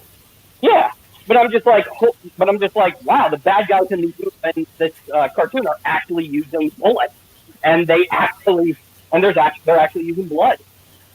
That and Gargoyles. Oh, Gargoyles. Which had a combination of the two. Oh, Gargoyles is fantastic. I love Gargoyles. But what was your? Did you ever see the Mighty Ducks, the cartoon Mighty Ducks? Oh my gosh, yes, the Mighty Ducks. That show was funny. It was so self-aware and fourth wall breaking. I remember Molly, I think her name was Molly, or no, Tanya. Mm-hmm. Tanya, when most of the Mighty Ducks team was going missing, she says, "Pretty soon this whole series is going to be called the Mighty Duck." I was like, she's breaking the fourth wall here. I know. It's just the '90s had the great cartoons. They knew when to be silly. They knew when to be serious. And now I keep jumping back to why I love '90s cartoons, because the cartoons today just suck. They do. They so do. They are so terrible. I mean, occasionally you get a few good ones, but they start off good and then become bad. So let me address anybody who catches this in the backwatch. For those of you who are good with T-shirts, I'm willing to commission you guys to do a T-shirt. I'll give you my Wolf Commander avatar, And please put this in word bubble. Take me back to the 90s. Does have the Wolf Commander in a glum hunched over stance and just let out a low sigh and says, "Take me back to the 90s." I would definitely push that shirt as merch for the Wolf Commander. Take me back to the 90s. I still need to. The 90s road. Back in the 90s, I was in a famous TV show. It's sad that anthropomorphic horse show is the only thing that's entertaining me than today's cartoon media. No, no. I mean, it's either trying to be like Gravity Falls. So Schooner, I'm gonna if you want to stick around, I'm gonna put you on mute for a while. All I right. want to, or at least if you don't mind, I can put you off the stream and still keep you in the green room. But I want to bring in Officer Johnny, and I know he's been very patient to speak to me and Oh, yeah, or at no least speak problem. to us. So Yeah. I'm gonna remove. I'm not gonna mute you. I'm gonna remove you from the thing and bring in Officer Johnny real quick. All right. Or if need be, I'll put you guys both in after a while. But I want to hear Officer Johnny directly. No problem. So if that's okay, I'm going to do that in 3, 2, 1. And that's Schooner Tuna, everybody. Thank you, Schooner Tuna, for joining me. You're still here, but I'm going to introduce Arfish Johnny right now, everybody. So Arfish Johnny is coming in right now. How you doing, Arfisher? Hey, Am I people. saying? You said your catchphrase. My stolen catchphrase. Nice. Yeah. Sorry. So tell me a little bit about yourself. You don't have to you don't have to tell me your life story. Just tell me anything geek wise. Geek-wise. Well, I'm a generalist geek. I love anime, video games, tabletop role-playing games like Dungeons and Dragons, which I've been a fan of as long as I can remember. Out of curiosity, quick question: where are you from? Finland. Suomi, perkele. I just forgot in that instance because I was listening to your accent. I was like, huh. I have to ask.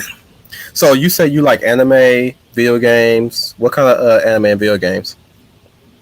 Well, my taste in anime, I suppose, is pretty pedestrian.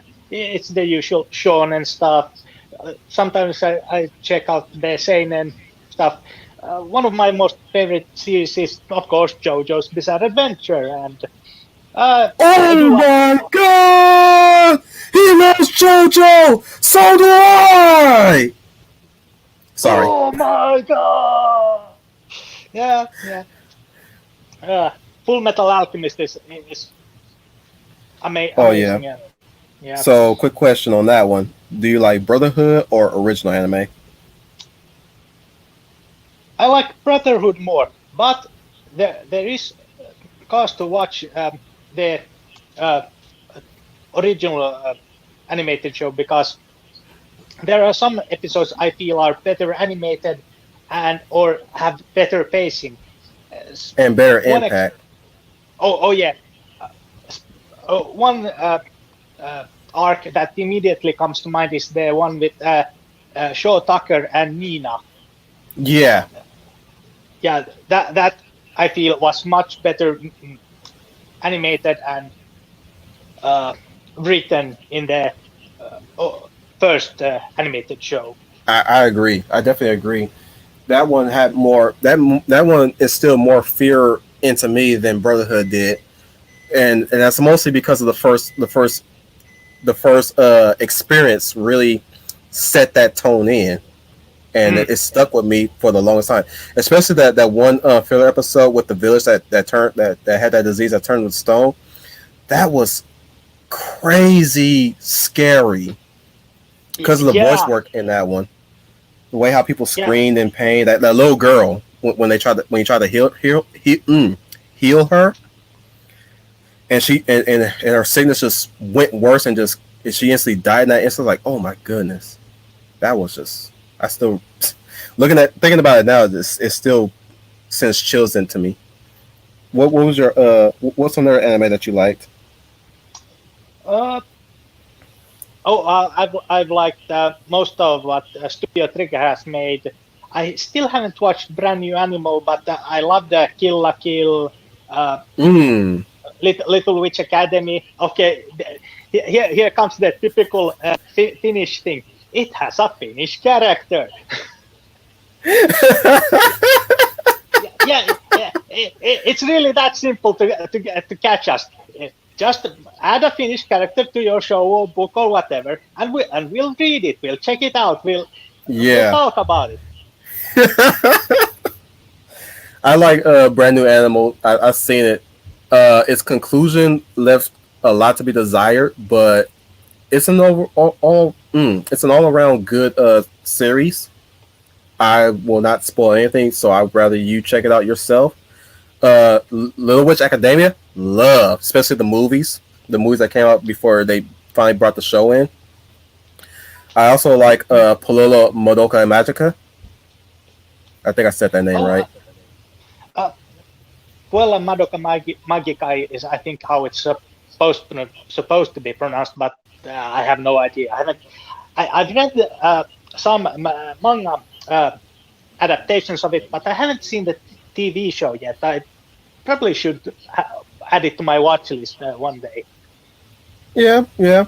I mean, don't be in a hurry. Don't be in a hurry. It's been on Netflix for quite some time now. So you know, I just recently checked. It's still on there. So you have enough time. It also has two movies, I think, also on there. Now I also like Berserk. Are you a Berserk fan too?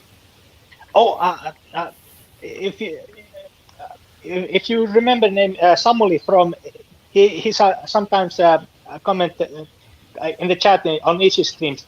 We're friends in real life, and uh, uh, I'm I've been sorry. reading I'm sorry. Who? Samuli. Samurai. Yeah, Samurai or Samali? yeah. It's pronounced Samuli. Samali. Thank you. Yeah, That was yeah, Samurai. yeah, yeah. So we're friends in real life, and uh, he's a big fan of Berserk, and I've been reading those uh, big collector's edition volumes at his place. Uh, And let me stop real quick. We have Keely Chow, who is also a new person in our groups. Well, if he's still in the chat, guys, welcome, Keely Chow. Just letting you, yeah. Oh my goodness, we're getting some new people out of the blue. That's crazy. I'm sorry. I was. I'm a little taken aback by today right now because like things are happening so fast and I'm just like still processing in. We had two guest speakers that were unknowns on here just now. The two brilliant British guys, Peter and Craig, and now I'm getting my UN Spacey Wolf fleet on here now. You guys are regulars, so you guys are honorary members of the UN Spacey Wolf Squadron. But now the UN Spacey Wolf fleet, and man, this has been a momentous day, like a magnificent day. And I don't mean to cut you off. You can continue to talk now. oh, no, it's okay. Uh, but yeah, I really like Berserk. The uh, the detail is amazing, and the Hmm. story is it's really captivating. I really should start collecting it myself one day. Uh, Currently, I'm at uh, I can't remember the name of the arc, but Motsgus was just introduced, and uh, Who? he's like henchman. So I'm sorry. Who I can't. again? Motsgus, the Inquisitor Motus. man. Yeah, I might have. I think I know what that arc is, but I can't really tell. I myself can't tell what arc that is. It might be Lost Children. It's the one that comes after Lost Children. Oh, then maybe. Mm, yeah. we'll put a pin on that one. Yeah. And yeah, I might pronounce names and such a bit differently because Yeah, my mind automatically goes to the Finnish alphabet or sometimes the Swedish alphabet. So it might come off as just a little bit different compared to the English version of the alphabet. right. So I'm still in the beginning of the eclipse, though I know exactly what happens way later after the eclipse. I'm still just bearing witness to it. So Ah, don't get it twisted. Just because I'm at the eclipse doesn't mean I don't know what comes after. Oh, trust me, I know what comes after. I have always oh yeah. known. I'm just bearing witness to it. Mm. That's all. I, Oh yeah. I understand perfectly. I have like a similar thing going on. I have this knowledge by osmosis of what's to come, but I don't know the exact details. So it's always yeah, fun to like see how exactly it's gonna I'm go. also I'm also the person of you can spoil anything to me. I can just go into it and still bear witness because there's a difference between spoiling and witnessing. Your Oh, experience is different. I want to indeed. highlight some comments real quick so we like I said I don't want anybody to feel like we're leaving them out or ignoring them. So let me let me highlight land plus sizes comment here. We talked about this in your last stream. Maybe can be more of a conversation on bipositivity, what is and what is not. So she's giving me a topic. Oh yeah, that's a good one. Uh, If you're still in the chat, land plus size, keep following more topics for me to check out. I'll definitely put that in the list as well. Because yeah, uh, we did discuss that in the last Tuesday stream. I think you were here. yeah, I think I was, or might have been. Uh, Late, but probably. You probably showed up late yeah, at the tail end, and I can't find yeah, my my pen. my work schedule is there is no schedule. I get a message on the day, uh, and I might have either like half 4 or Do like you work from home, if you don't mind me asking? I'm a essential worker, sanitation. So Oh, okay. I need to get into some yeah, essential work then. mm. So every day is an adventure, you might say. But yeah, blah blah blah blah. A topic, yeah. Uh, I mentioned earlier that us Finns, like you add a character, we check it out, and something along those lines. How to use uh, different nationalities or Oh, you're something in asking that. me on a top. Are you asking me about making a topic about how to write nationalities and cultures? Not exactly, but more how to add characters from different countries and make it natural and or something in Uh, that. I can give you one example. I would take Castlevania, the anime on Netflix, for example, and I did make mention this in one stream. I don't know which stream it was, and I'll say it right now. Isaac is you know how what Isaac looks like in the Curse of Darkness game, right? Have you ever Yeah, in played the Curse of game, Darkness? I haven't played the game, but I know in the game he's a redhead, Yeah. So and in the show he's black, but I was never opposed to it because it can make sense in some way. When you get into his backstory, he obviously was a slave. Typical characterization, but it makes sense where he ended up with how he ended up at Dracula's castle. Dracula actually approached him to be one mm, of his devil force masters. That's how he ended up in castle the castle of Dracula because he was recruited. He was still in the desert, mind you. He mm, was still in the desert. Like you could say he was somewhere maybe in Africa, the desert plains of Africa, or maybe in one of the Middle Eastern parts of the, I think, where's the Middle East again? Uh, Directly located. I think it like starts with the Arabian Peninsula and goes up Yeah, between he's that area and Turkey, and then goes like eastward. yeah. So he's supposedly he could be probably in that location where Dracula met him because in the flashback it was a desert storm, so that's Mm. where he found him. And for him to show up there, there's your explanation. Dracula recruited him to be in Castle Dracula. Bam, there you go. So like when you think about that, if you have a solid explanation as to how a certain character shows up, always take in consideration the geography of how that could be possible. Not just Mm. plap, they're there. Not just put 'em on the board like a chess piece. Bam, they're there. Deal with it.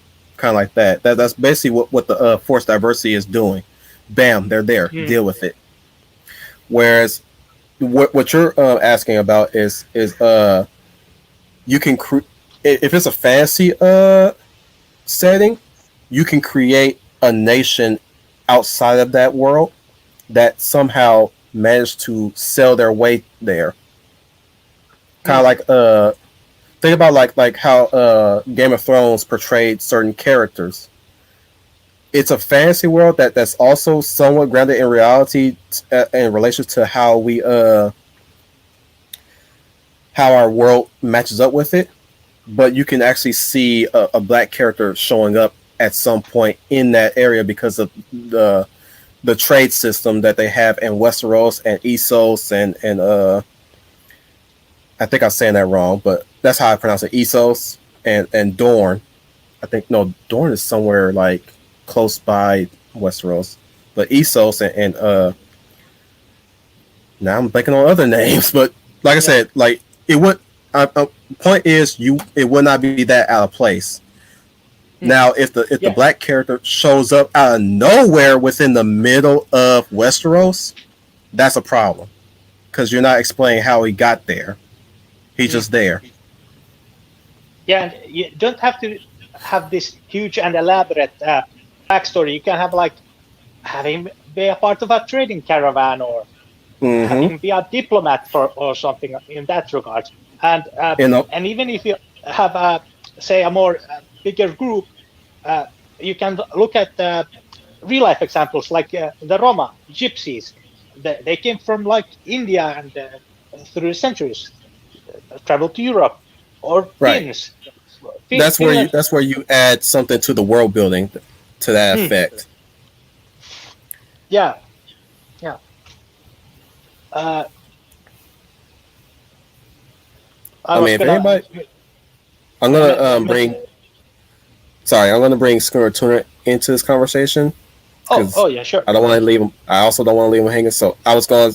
The reason why I was doing this because I wanted Schooner Tuner by himself, and I want you by yourself, so I can, we can click you and I. Now I'm gonna add him in, and it's gonna be all three of us. Oh, yeah, yeah. So I'm gonna bring Schooner in 3, 2, 1. Welcome back, Schooner. Now it's all three of us talking. So I don't know how it's gonna go. So we're gonna work this. We're gonna work this. Let's do this. So, Schooner, if you're still there, let us know. Hey, can you hear me? Yep, Yep, Excellent. yep. Hey, everybody, how you guys doing? doing all right. Fine, Skinner. Yeah, I was listening to your guys' chat, and I want to add on to that. Yeah, I agree with what you said. It's you gotta if you can give us an explanation as to why these characters come in, that I'm totally cool with that. But just dropping them in there just for the sake of diversity alone is, I think, a disservice. Uh, Hmm. Now I will add this: you don't have to like stop the story to explain, Yeah, but you have to kind of fit it in organically, either through conversation or through world building. I will say that. What do you think, guys? So Let's start. Yeah, Oh, go ahead. Go Yeah, ahead. yeah. Go ahead, yeah, Schooner. Sorry. Exactly, like you were saying, in Game of Thrones, it works out perfectly with Daenerys because she's on the other side of the world.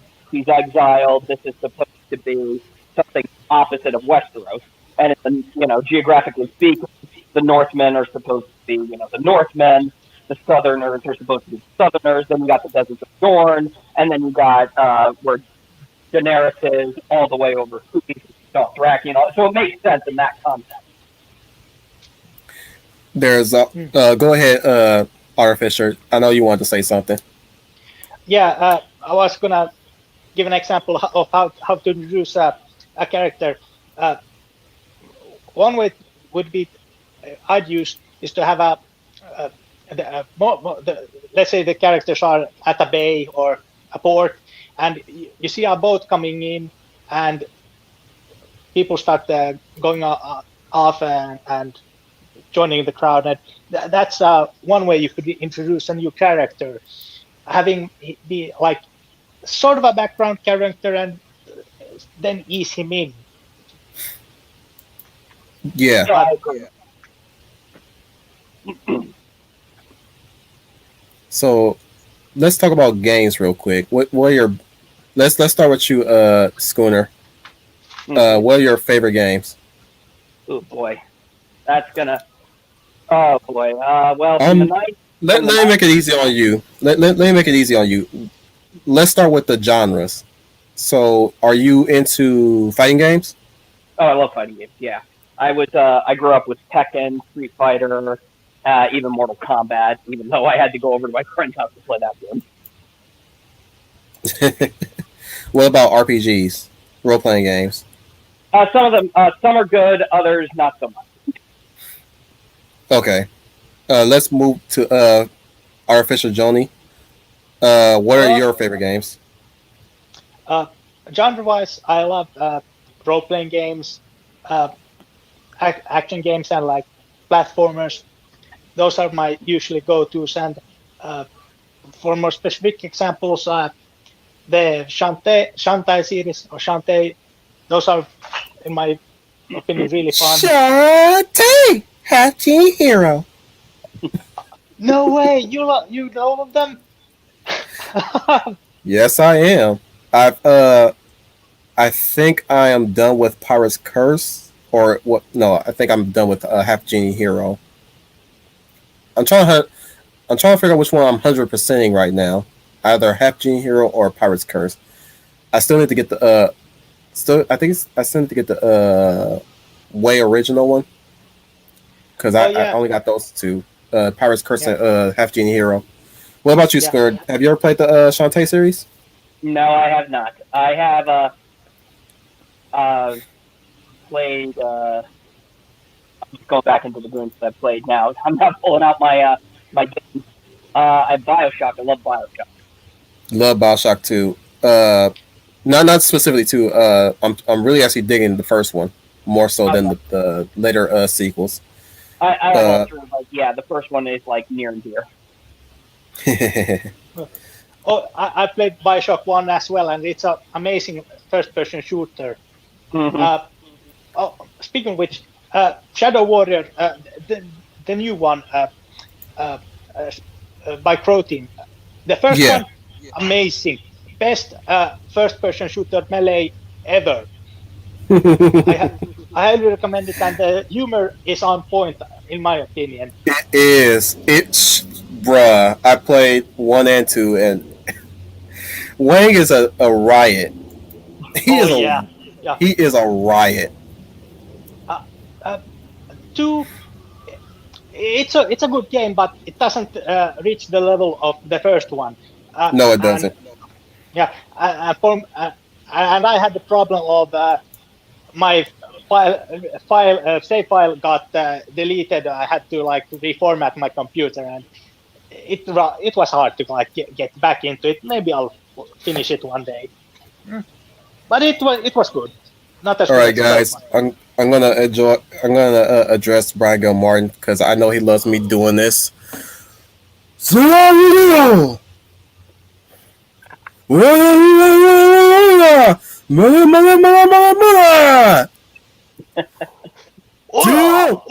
Ora! Ora! Ora! Georgia, you thought it was Joseph. No, you thought it was Jonathan that kissed your lips, but it was I, Dio. uh, Continue on, guys. I'm loving your conversation. By the way, Brian wanted to know: do you ever watch Fist of the North Star? To Artificial Joni. That would be you, Johnny. Have you ever watched it? Are you still in the chat? Hello, Joni. Are you receiving us? Come in, Joni. We're losing your signal. Star Fox, we need your help. Andros has taken over and invaded the Light system. I'll do my best. Can you hear me? Yeah. We Yeah, lost. sorry. I don't know. I had my Bluetooth headset on and it just suddenly stopped working. I'll put on my. We can actually hear ourselves on your end. Yeah, give me a moment. I'll put on a corded thing. Yeah. Oh dear. Things are flying back and forth. Doody-doody-doo. Oh wow, Neil Star. He works in sanitation as well. Janitors Unite. I agree with Leia. Plus, Batman the animated series is the only series. Oh yeah. Do you, Johnny? Do you mind me muting you? Oh, it's okay. Go ahead. So let us know when you're ready, and I'll put you back in the. I'll remove you from the StreamYard, and I'll put you back in.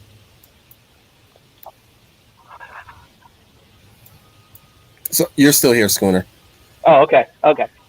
Yeah, it is really the only series for me because I don't know. It just did Batman right, and I even agree with what Leia Plus says about the movie. The best Batman movie I actually will fight to the death and say is Mask of the Phantasm. Yeah, I love Master of Phantasm. It was. I remember. It wasn't just a good. It was just a good Batman movie. It wasn't. It wasn't trying to be like as edgy as The Dark Knight, and it wasn't trying to be Frank Miller Batman like Batman v Superman. It was a good Batman movie. It just you got the mystery, you got the story of Bruce Wayne, and it just tied and flowed so beautifully. But does Batman know what killed the dinosaurs? The Ice Age. Stay cool. But boy. Oh man, I will say this. I am so glad this day is going exactly how I actually predicted it would go, but was a bit on the fence of how it was going to go. And I'm actually glad you guys are here. Not saying I was. What am I even saying? I'm very appreciative of you guys being here and being on this Q&A today, because I really would love to hear you guys and to hear you guys' voices and really try to get where my audience is, where my audience heads at, Yeah. And I do see you guys more than just my audience, but you guys are my audience nonetheless. But I'm really happy that you guys are a part of this. And like I said, yeah, and the system works. How you get your wrench is basically just attendance. That's basically where I award you the wrench attendance. Oh, okay. So now, mind you, you're not obligated to show up. Okay, if you got other things you gotta do, that's on you, buddy. But like I said, that's what like Leia, Brian, Owen sometimes, Ivan sometimes they get that wrench because they're their attendance, you know. But Yeah. like I said, Yeah. if you're showing up, hopefully you'll be a candidate of wrench, Okay. Very cool. and you'll be getting a call sign. Trust me, just just like everybody else. I don't think Johnny's got his stuff ready yet, but I'm gonna try to bring him back in, see if he if it's fixed. So, are you ready? Yep. Johnny. Oh, you still, Yep. you, you still, we can still hear us. Echo. Oh, no, he removed himself. But thank you for being here, Johnny. Truth be told, thank you for being here. Much Was that talking appreciated. to you? Um, so we already covered the games, right? Yeah, we covered some of the games. Uh, Okay. I mean, if you're talking Oh, extensive RPGs, I mean, I like Dragon Age, and I even liked Batman Arkham City. oh, nice. I still haven't finished Arkham City. I only finished Asylum. Yeah, Arkham Asylum might be my favorite in the trilogy because I like how So I don't know. he's I'm weird when it comes to games, but I liked Arkham hey Asylum the man, best because of how hey concise. man, we're don't even cut. You're in the club just like me. I'm kind of weird with games too, but I'm gonna bring in Johnny again because he just popped in again. Okay. Johnny. Oh, Oh ah, no. hello, hello. Maybe we can do this another time. Oh, it's okay. Uh, this is the first time I've used StreamYard, so and when you're on mobile, it can be a bit tricky. Yeah, I can see it in your private chat. Yeah, you have mobile troubles. Yep. But oh yeah, I was gonna say about Shantae. I was actually one of the backers for Half Genie Hero, so that was Oh, fun. nice. Yeah, Really? yeah. Uh, maybe one day when I have like my stuff in order, I can like sh- show pictures of the backer stuff. Let me address Neil Star. I know it's unlikely, but I wish they didn't add it. I can barely read with the echo. Let me meet you real quick, Johnny. Oh, he did it himself. I'm sorry about that. Let me try it again. I know it's unlikely, but I wish they did an adaptation of Castlevania Legacy of Darkness. Cornell needs all the help he can get. Okay, unmute yourself, Johnny, if you like, or oh, there you go. Yeah, yeah. I'll try muting when I'm not talking, so there's no back wash or whatever. Right. So, what are you guys' takes on what Neostar just said?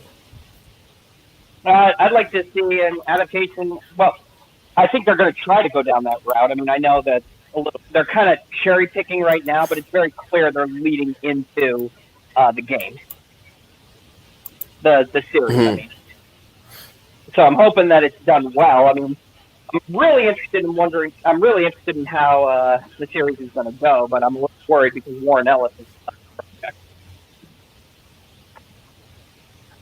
Yeah, I'm a bit worried as well. We have no idea when the fourth season is coming, if at all, and it's a real pity because this would be a perfect opportunity to have a generational TV show. Yeah. Let me address Live Plus Size comment real quick. I hope in the next stream I can be a guest and speak with you. I know we're working on that. Yes, we're still working on that, Leia. Trust me. I know we didn't get a chance to do that yesterday because I know you were busy that day, and I didn't want to cut into whatever it is that you were doing that day. So if you were, I didn't like where I'm coming from is didn't want to pull you away from that just yet. Any given time. Let me address this to everyone else. This is since today is working so well the way how we're doing this. I'm definitely I definitely been planning this for the longest time since the first fun stream. I want to get people's opinions onto this platform on this here platform too in Wolf Commander Rambles. So it won't just be me just talking. So you, Leia plus size, I'm addressing Schooner, Artificer, potentially Neil Star if he ever get a mic, or Brian Gilmar if he ever decide to get a mic, or even Casey Scott if he ever shows up, or Matt Newey himself. You guys can actually join me for this and let me know when you want to, and I'll send you the stream. Yeah, because I mean, like, I don't mind doing this, being the only speaker on this stuff, but wouldn't hurt to be talking to people as well on here. I don't want to get all crazy like Midnight's Edge though, because you know how Midnight Edge Johnny wants to speak. So go ahead, Johnny, speak away. Yeah. This system is fun, and I do hope we can do this guest speaker system more often. Yeah. Well, you won't be guests at this anymore. By this point, you guys will be the UN Spacey Wolf Squadron. So you guys are basically just wingmen jumping in along with the Wolf Commander. So as of right now, today, you guys are guest speakers, yes, but in the future, you guys are now wingmen. So how does that sound, by the way, to you guys? And I also mean the chat as well. How does that sound to you guys once I put you guys right here on the spot, you guys are wingmen? How's that sound? Go ahead, Schooner. That sounds pretty good. Yeah, just fine by me. I just know I'm not going to be available all the time. No, of course. What about you, Johnny? It sounds good enough, and I have the same thing of not being available all the time because my work schedule is highly erratic. So you guys let me know. You guys can let me know on MeWe, because I have, just let you guys, this goes to everybody. I am on MeWe now as Wolf Tan Media. So you guys can contact me directly on there. I'll be checking that just about every day. If you guys know me on Twitter, it's DreadWolf1990. As of right now, I'm using that account instead of the Dread Wolf Claw right now because I can't get into that account for some reason. Twitter's being a butt. That's how you can contact me as well. I will not say my real name because my real name is on my Facebook, but you can contact me on Facebook. You'll know who I am when you see the either the streams I share, or the videos I share, or the artwork I share. You know who I am, or at least you'll know my comment. I usually end it off. Usually, I haven't done it right now, but I'm working on doing it. Usually I end my comments on the picture with love, Wolftan, so you guys will know who I am, and you can contact me directly to let me know if you guys want to jump in and be in this topic of conversation. Is that okay with you guys? That sounds cool with me. Because Sounds good. as much as I love our first participants, I don't want to. I saw that, I was like, I gotta admit, I got a little nervous. I was like, oh no, I don't know what this gonna turn out. So let's not do that again. Troy got lucky on his birthday. He got lucky. But me, I was like, oh. Yeah. Huh? I was a little nervous coming in too, but I just thought, you know what, why not? Yeah, but I'm saying like two total strangers, like, oh, I don't know these two. I don't know where this conversation is going to go, but I'm going to at least try to maintain some control over it. Oh, that picture of Peter alone, I was like, oh my goodness, Peter. Oh no. I was like, Peter, what you doing? I'm not trying to be like the censor police or anything, but like, come on, man, have some class. Oh man. See, then right then and there, it pays to actually have a standby picture for your profile. Oh, let me address Leia plus size real quick. Wolf, of course, I understand. Stay tuned. I will stay with you on that, and I'm fine being a wingman. Yes. So everybody's okay with being called the wingman. Neil Star included. But we're, What about we are your fleet. That's what I'm trying to say. exactly the UN Spacey Wolf Fleet? Rolls off the tongue, doesn't it? Yep. I'm surprised nobody has ever asked me about the Robotech theme except for Al. But then again, he recognized me as a Robotech fan, so obviously I've watched the series, so I know exactly who just about who's in the series. But I'm surprised nobody's asked me why the name Wolf Tan, or why. I'm pretty sure you guys probably heard my reasoning why I call myself Wolf Tan. I thought it had something to do with Star Wolf. No, actually, it's Robotech related. How is Robotech? I hear it's a little dated now, but it's still a good anime. Dated in animation, yes. Story wise, amazing. If you really want to write a story about two warring factions that are neither good nor bad, Robotech is it's not a bad choice of reference. Because Zentradi, the quote unquote villains of Robotech, the first arc, the Zentradi, you know how they got into the fight with the humans?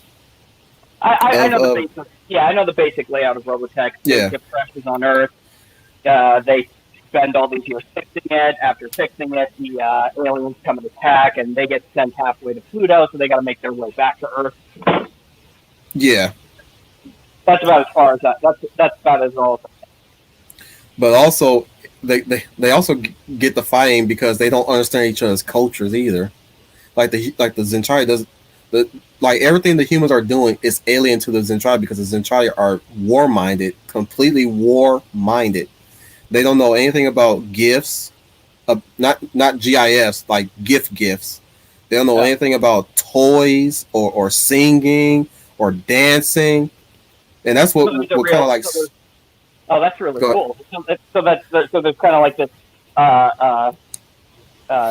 What's the word I'm looking for? Kind of this culture shock between the two sides. Yeah, that's basically why it works so well because culture shock. I don't want to leave Joni out of the conversation, so I would like Joni 2 cents here. Have you ever heard of Robotech, Joni? I'm a fan of BattleTech, so of course I've heard of Robotech and Macross. I've actually watched the Macross movie. Do you remember Love? And that's pretty much my only real connection to the Robotech and Macross series. So Macross and Robotech are one and the same? Yeah, they are. Yeah. Because I've heard of Macross. I thought Macross was either a spin-off or something that is similar to. Basically, how it works is that Harmony Gold licensed the Macross series and a bunch of other anime series, and basically cut them and into this one series they called Robotech.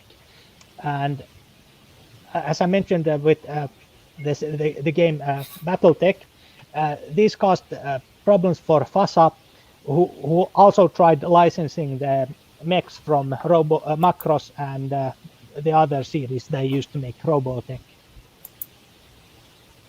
Sorry, give me a minute. Complicated.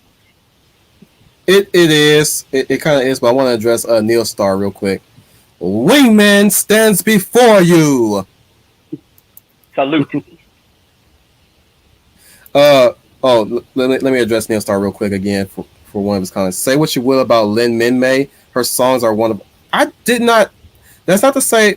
Here's the thing. Lin Min Mei is my least character. Not so because I don't think she's annoying. I never really hated her. I just did. She was not my type of girl. It was always Lisa, because Lisa was kind of like this leader. I think you guys were around when I said I instantly like leader type characters, and even though Lisa was like kind of like under the captain, I keep forgetting his name. He's a cool character too, but she was still like a a chain of command above everybody else, and that's what I loved about her and her take charge personality. But when it came, but there were times when Lin Min shine, when Min shine, I liked her, and I agree her songs are pretty cool. Stage fright, go away. キュンキュンキュンキュン Oh, this is one of 私 them. の彼は参ろうと So here now, singing, the bells are ringing. Oh yeah, but yeah, there were times she did have her annoying bits, but when she actually took a stand for herself and actually did really, when she do something, oh my goodness, I'm like, go for it, girl, go for it.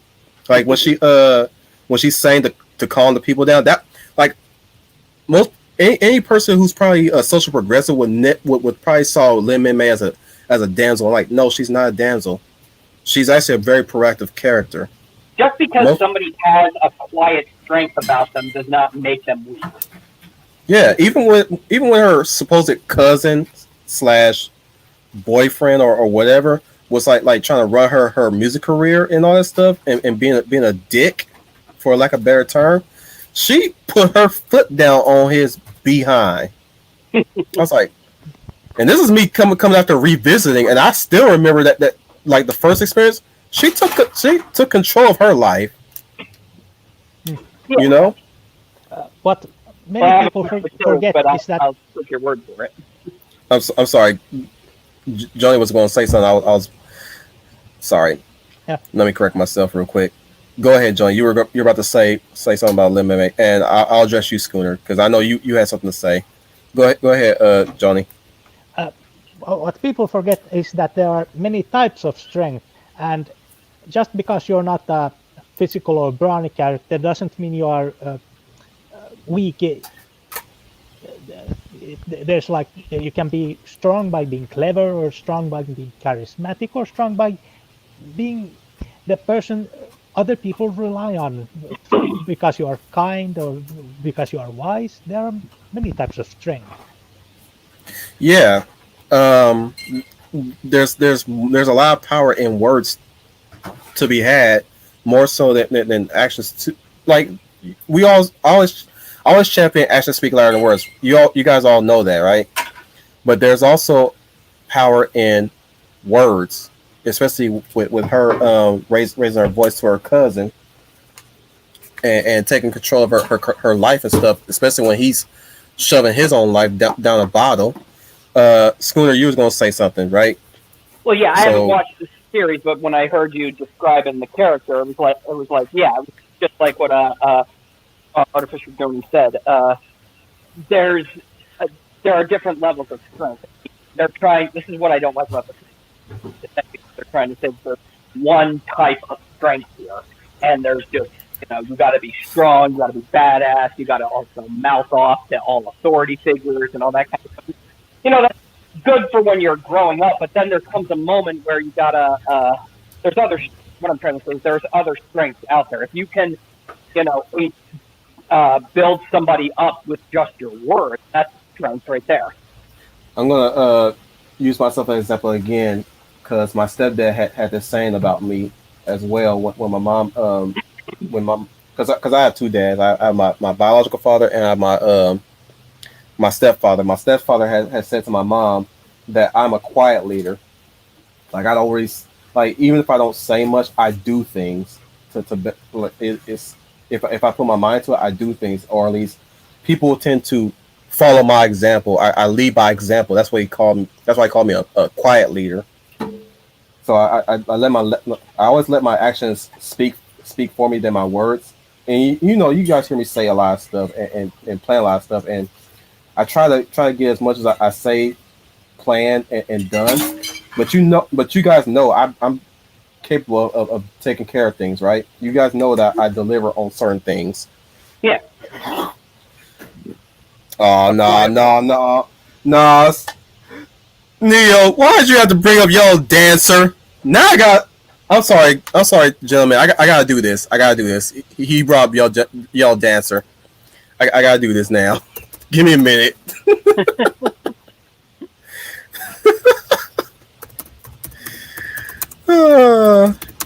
Sorry.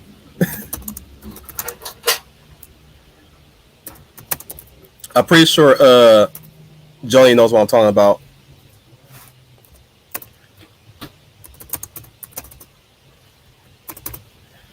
Yellow Dancer, I can't say I immediately remember. Oh wait. That's a question. How far did you get in Robotech? Uh, I actually haven't seen Robotech. I just saw the Do You Remember Love and the Macross Plus OVA. Okay, so this is from the third story of Robotech, which where they had the motorcycles and stuff at that point. But this is one of Yellow Dancer's songs, and I love this song so much. Another winter day, another gray reminder that what used to be has gone away. It's really hard to say. Shit. Sorry, I messed up. I messed up. No. Actually, no, I got it. It's really hard to say how long we have to live with our insanity. We have to pay for all. No. I'm stop. I'm gonna stop. I'm messing up. I'm messing it up. It I was good screwed so up. far. Yeah, but I was like Yellow Dancer's song there.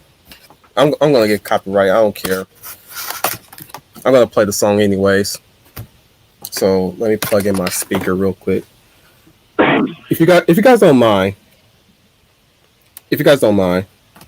I want you guys to hear this song Go on ahead. I'm interested now. Go ahead. because of all the characters in that part of Robotech, I like Yellow Dancer. Yellow Dancer is like the like one of the best androgynous characters I've ever seen in anime history.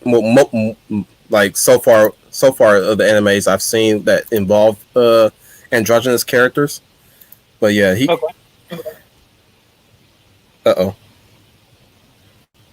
Don't tell me it. Sorry, let me another way. Can you hear me still? Yeah, I can still hear you. Yep. Okay. Still hearing you. Okay. Because I heard a feedback elsewhere. I'm like, uh-oh. Am I hearing voices now? So I'm going to play Wake Up the Sky is Falling from Robotech third story, I think it's called. No, it's not third story. No.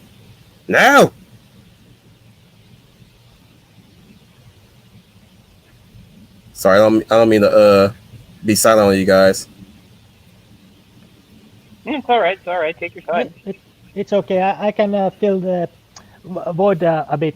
I can't remember exactly, but I think the. Sorry, I'm sorry. It's Look Up the Sky is Falling, not Wake Up the Sky is Falling. Can you hear it? Oh yeah, I can hear it. So I'm gonna play the first part of it.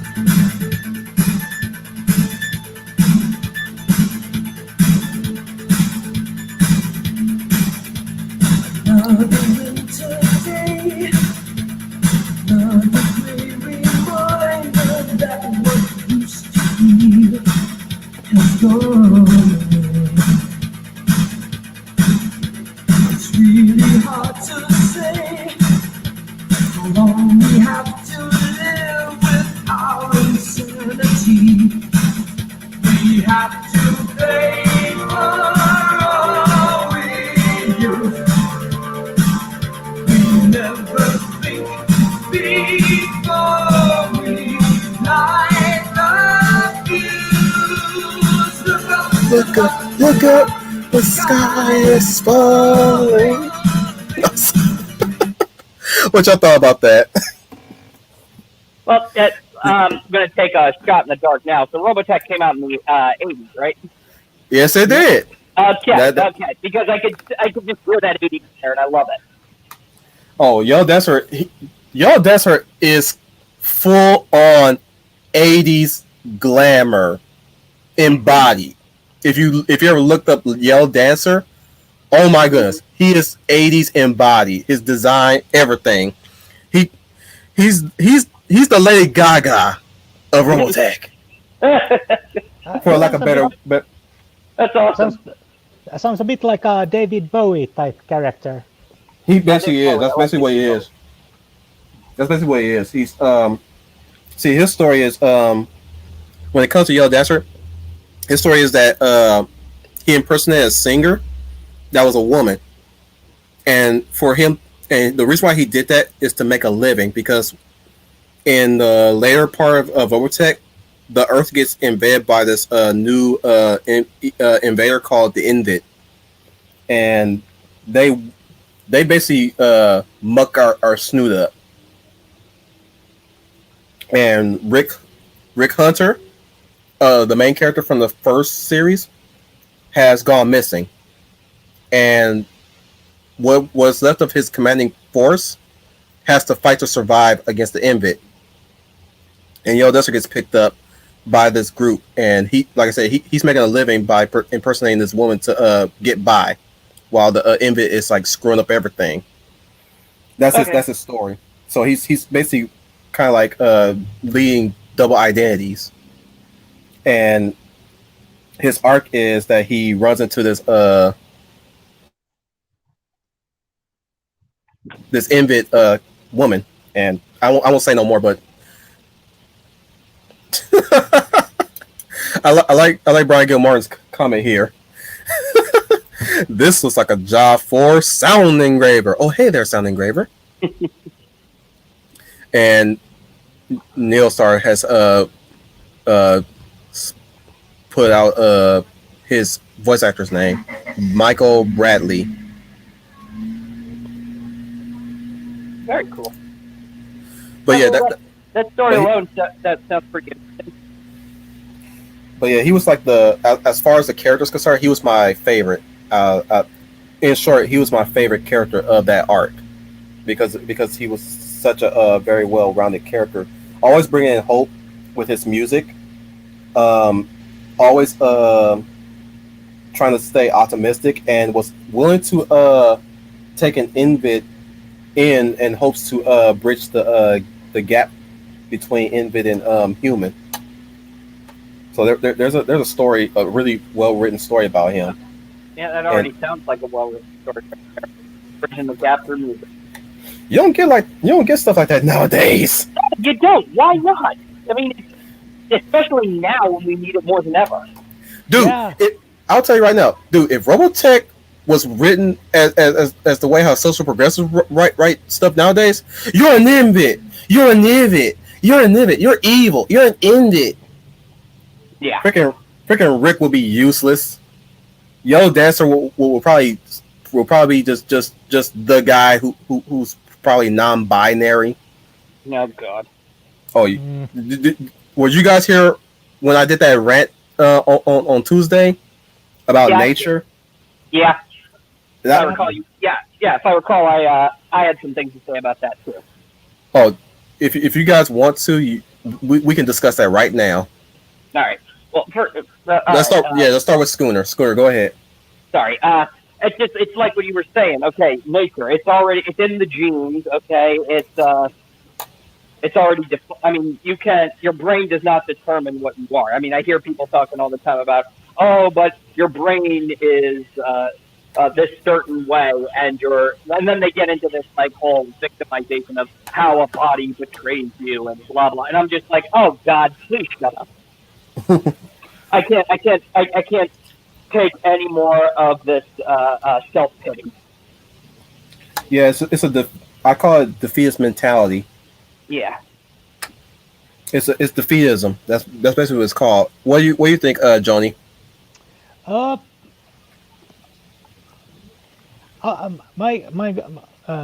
my basic impression is there's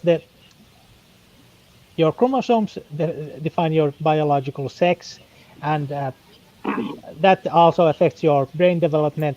And I think only in a very minute, very like we're talking 1 in 100,000, or those types of numbers. Those people might actually have like cause to be actually like what people might call transgender or whatever. But most people are, for example, the non-binary. A non-binary person is just a tomboy or whatever who wants to be special. Mm-hmm. That's what I've noticed. But yeah, for overwhelming majority of people, your chromosomes determine your sex, determine if you're a man or a woman, and that's just how it is. And society shouldn't be made to work or orbit around a tiny minority of people. Who just wants to be recognized as, without putting in the work, mind you. They don't put in the work Mhm. Mm. Yeah. to be recognized. They always get jealous over the ones who do put in the work to get recognized, but they don't want to get off their behinds to put in their work. Like if you really want to be stunning and brave, get up off your behind and make Oh yourself God, stunning and those brave. words. Stunning Yeah, words. yeah, That has lost all currency now. yeah. But What's the name of this translady? Ishi mentions every once in a while. Uh, Visaggio, uh, Madeline Visaggio. uh, no. The positive mention. The Oh, okay. plastic. Uh, oh dear, I can't remember her name, but there's a similar person, Rose of Dawn. She does Mm-hmm. a show called Trans Stupid, and she like basically she is a trans woman herself, but she Mm-hmm. like takes examples of negative examples within the trans community and like explains why what they're doing is wrong. And she did a really good taking on of this the ball waxing person up in Canada, uh, I Jessica heard of Yanni. Rosal. I've seen her Yeah, in trigonometry. I don't use they them. I call them what I see them. So I use she. mm, Yeah, I exactly. I know I'm not going to I know it's conform to that. I'm not going to conform to that.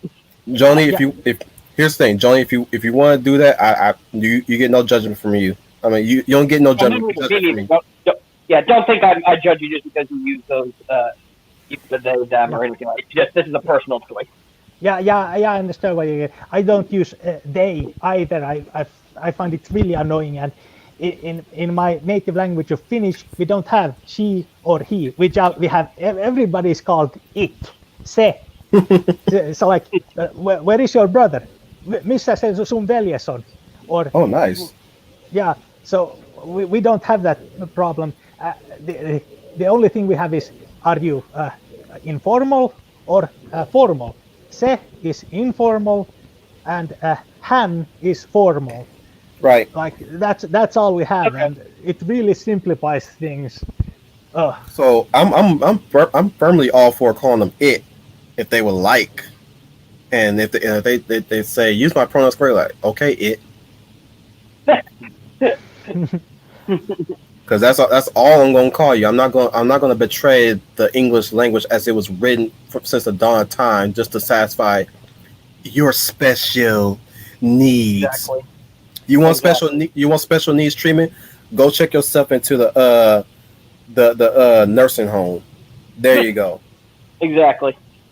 I hate to show that side of me on stream, but now you guys are getting a bit of you you guys are getting like multiple sides of Wolf Ten. There's the gentle, jovial, nice Wolf Tan. Then there's the heroic, confident Wolf Tan, and then there's just the I don't give a flip Wolf Tan, or at least the I don't give a flip Wolf Tan is actually the manifestation of the werewolf, which is called the wolf. Very cool. So So when you Communication hear of me, Wolf Den Media. so heard me just now when I say you want your special needs to be catered to, go check into a nursing home. That's the wolf, Hmm. and I'm pretty sure you guys probably catch my underworld stream. The wolf was there a few times. Yep. Yeah. I Speaking of Underworld, there are only 3 movies in my mind. Okay, you like Rise of the Lycans? Oh, I loved Rise of the Lycans. It's my It was top favorite. it was only it's Underworld, Underworld 2. I just call it Underworld 2, and Rise of the Lycans. Those are the only Underworld. Johnny, did you ever watch the Underworld series? I haven't. I see that Rise of the Lycans is on Netflix, but I haven't like checked it out. I have this thing that I need to see movies in order Mm-hmm. to like really see them, and my friends are constantly saying, "Watch John Wick movies," and I'm like, "Yeah, but the first one isn't any service I use, so I That should like sucks. I should like Uh, rent them or it- something." Quote Prince Well, Zuko, no, that's not one. actually, I will say this: John Wick, you do need to see it in order, in direct order, because Mhm. each of the movies do kind of take place some minutes or some days after what happened in the previous movie, so you have to watch it in that order. Like part two really comes off the heels of part one. I think in a matter of a couple of days.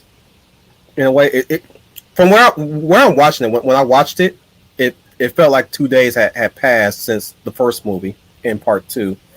Whereas part three comes directly like I'm going to assume a week after part two. Because they really get their point across in part three. I'm not gonna say what happens in part three because I want Joy to experience. But yeah, that's a series that you need to watch in order to get the story. Yeah, Mm. I So agree. I've heard. And, although I haven't seen the movie, I did see like a short training sequence with Keanu Reeves, and Keanu Reeves was actually faster than the trainer, and the trainer was like, "Hey, you can't do that. You're faster than me," or something in that Mhm. that style. Gave me a chuckle. You should check out Man of Tai Chi, his director debut. Hmm. I've heard it's a good movie. It is. I say it's better than 47 Ronin, which I still like 47 Ronin for all the crazy stuff that happens in that movie. I just But liked it because that was pure imagination. yeah, Yeah, it was a fun movie. I didn't expect anything of it, but I was entertained. That's all I really ask of a movie. um, That movie, I think, got very unfairly butchered by critics. just like Gods of Egypt. Oh God, yeah, that was enough. I love Alex Proyas. Okay, I love The Crow. I love Dark City, I, Robot, and Yeah, Gods of Egypt. Gods of Egypt was amazing.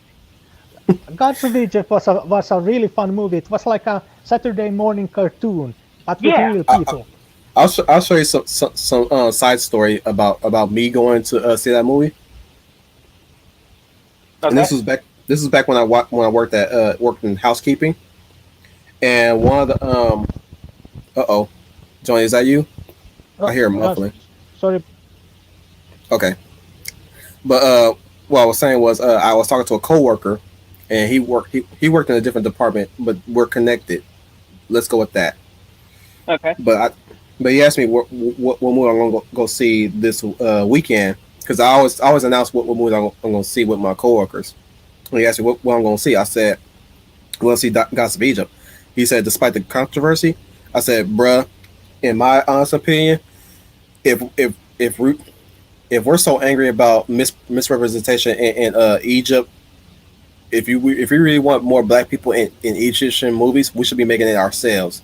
So that's on us. Just so you guys know that I'm black American, right? Or at least black man, right? Yep. So that question was direct. That was black man to black man. That was a question towards both of us. I said this to him. I'm like, dude, we have so many chances to do that, and yet we don't do it. So that's on us. That is on them. If we really want to make a difference, we're supposed to be making that movie ourselves. not asking for other people to do it for us. So I'm gonna enjoy myself watching that movie. It was good. And It was a good movie. I mean, I love the. I yeah, mean, despite the overindulgence of visual effects, that's like an overindulgence of visual effects done right, in my opinion, hmm Yeah, because it agreed. calls for it. I also enjoyed. I actually enjoyed it more. I actually enjoyed it a lot better than 2010's Clash of the Titans, because that's what Yeah, it kind of reminded me of that, but that's what Clash of the Titans should have been. yeah, Yeah, yeah. I agree. Fun yeah, I fact. think I Oh, agree. go ahead on Fisher Joni. Uh, I was gonna say that on the subject of do it yourself, I have a like similar thing that I want. If I ever win the lottery, I have to make a good movie for the hmm Kalevala, which is our national epic, Väinämöinen, Ilmarinen, and so on. We have yet to make a good Kalevala movie, and the the, the Finnish Soviet co-production. I heard it's okay, but we need a modern movie with the care and craftsmanship our national epic deserves.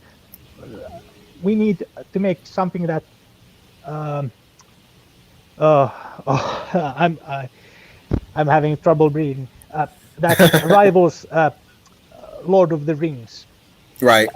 Yeah, if you don't exactly, if you don't, okay. So if you see something you do not like, then then create your own version of it. Pull up your bootstraps. Exactly, and it's always it's like, hey, I want you to change this because I asked you to, and it's like, why? I have a vision here. This is my vision. I mean, that's what art is. Different hmm visions, different points of view, and isn't that what we're supposed to do as artists? We are inviting our viewers to come in and see maybe our point of view. I'm gonna bring up And another point, but yeah, I'm gonna address Brian Gilmore because I've been holding that comment that question too long. I need to read it. oh yeah, Then yeah. then I'm gonna bring up another point. Brian Gilmore asks, "How would you feel about a stream concerning the importance of hobbies?" I actually wouldn't mind doing a stream about that.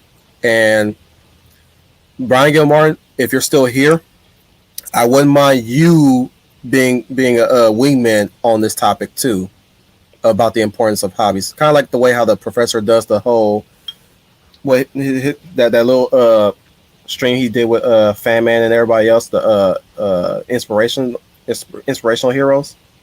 Mhm. Kind of in that same vein, but we're just shooting the what and talking about the topic, right? So I wouldn't mind doing that definitely.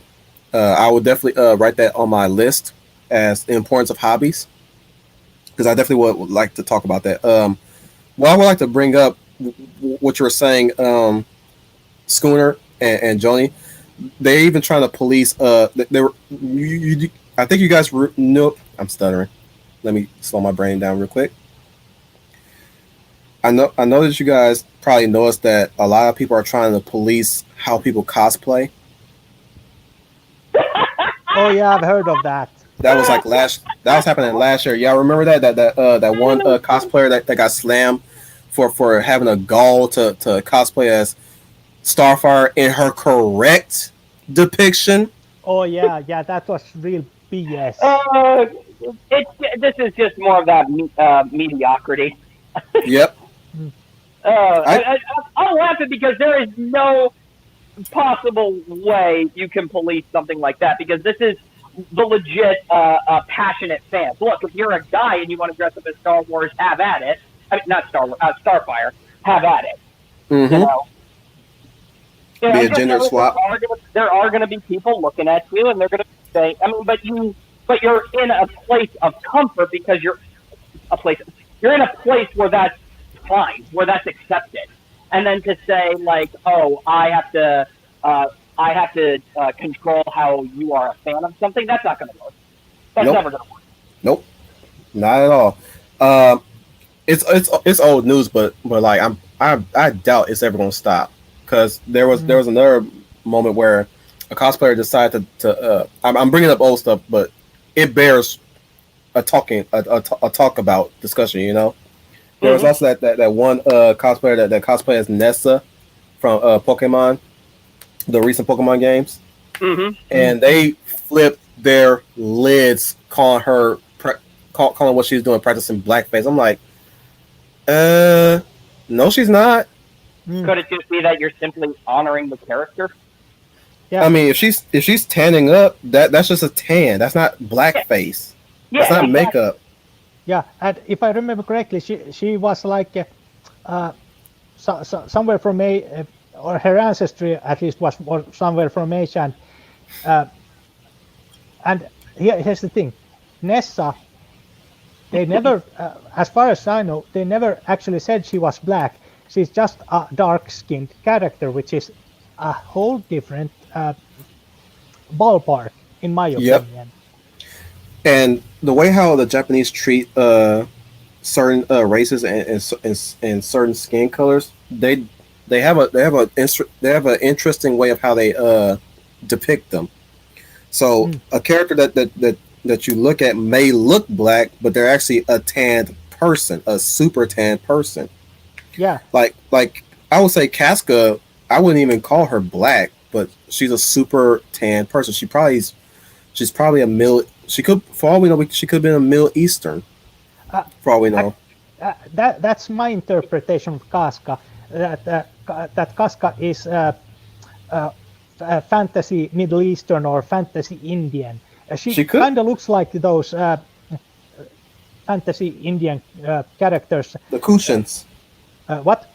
the Kushans. Oh yeah, the Kushans. Yeah, Yeah, she. That's Yeah, yeah, precisely. I'm sorry, I don't mean to weigh in. I just want to.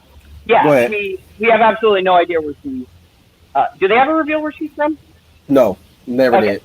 so She's too. we don't know where she's from, but we know that She's she too. can. Let's just put it this way: she's too brain dead to remember. Yeah. ouch, ouch. I don't mean to. I'm sorry. I'm sorry. I love Cass because she's my favorite. Right there. I had to do that though. I had to throw that in there. Yeah, it was needed, but it's still an Oh, ouch moment. yeah. Wolfkin, I didn't know you had the guts. Oh, Ooh, bruh. I caught that. I caught that. But the point is about her character. Yeah, she's the only woman in the band of the Hawk, and Mm-hmm. I always just thought that design that they gave her was just so she could stand out more. And Exactly. and then we learn more about her character, how she desired to be, and then we learn about her backstory, and then I mean, there's some real character there. And that moment with her and Guts under the tree, where Mm-hmm. she talks about wanting to be Griffin's sword, and Mm-hmm. and then suddenly realizes that she never had a she never had a chance with them, and and it turns out that the person who wanted to be ended up not being her but Gus. The one that Griffin valued wasn't her but Gus, and Mm-hmm. that was always what made her hate. And so it doesn't really so it just shows how further isolated she is. That's always how I took it. She always Yeah. feels like she's on. She always feels like she's on the out. mm, Yeah, it's just she. Yeah, but And continue. So, it's funny because years ago when I was like attending college at the time, hmm. I used to tour cosplay.com. Yeah. Never had an issue with a black woman cosplaying as Tifa or Saris. No. Never Yeah, had I a mean, problem. I went to one convention one time where somebody was cosplaying Velma and they were black. It's just you're just honoring the character that you love so much. Hmm. yeah, And I never had a problem with a white woman cosplaying as Storm from X-Men. Like if they want to tan their skin, have at it. Just try not just be safe about it. Of course, be safe about it.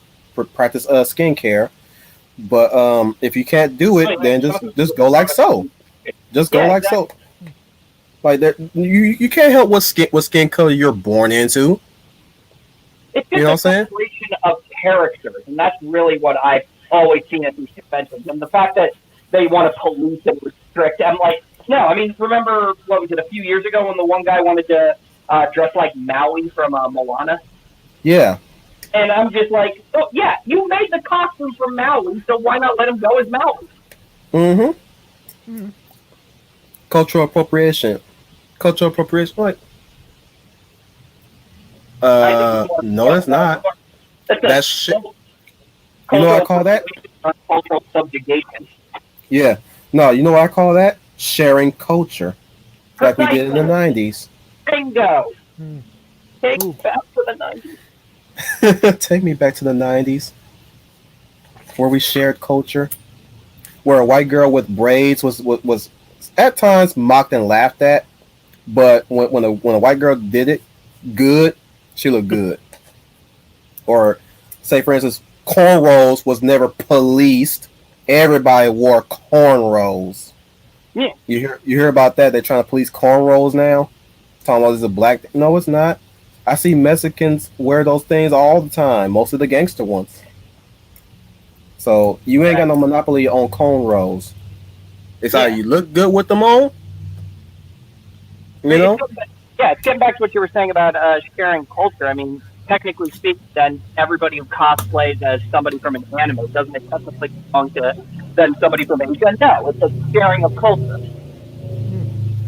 And in regards to like anime and cosplay and uh, Japanese views on like fictional races and stuff, there was this. I read this thing that they have a concept of mukoku seki, which Yeah, means like statelessness or something that all the characters have this, uh, shall we say, breathing room, so you can personally interpret yourself in the character or your people in the character's people. Yeah, Uh, exactly. I'm gonna address your question in the chat, Joni. You asked, did anyone else like Dracula Untold? I liked it to some extent. I could have written it differently myself because that's the number one thing that falls for a movie for me. If I'm writing the story better in my head, then you done messed up. That's my saying whenever time I do mm, that. Yeah. Um, the only issue I had with Dracula Untold was the setting is the story plots could use a bit more tweaking, and it suffered from not being an R-rated movie. yeah, yeah. Vampires, I don't care. Well, unless you're writing a kid's story involving vampires should always be R-rated. I should not be seeing a PG-13 vampire movie or PG-13 vampire show. Like Buffy can get away with that at times. Yeah. It sometimes get, but like when it comes to vampires, werewolves and all stuff, it needs to be bloody, as violent as not saying violent for violence sake, but violent as you can be. You Yeah. know, Yeah, Yeah. natural violence, if you get what I mean. yeah. I mean, the only sequence I liked was when Dracula first fight that the the Turkish army at his castle, and it quickly cuts into a perspective of a dying Turkish. I kind of like that, and you just see it's hilarious, but you see like a lot of Turkish soldiers fly up in the air and stuff like, oh, okay, that's a nice that's a nice camera trick right there. I like that Mm.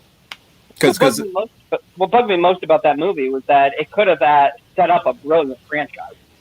Oh yeah, yeah.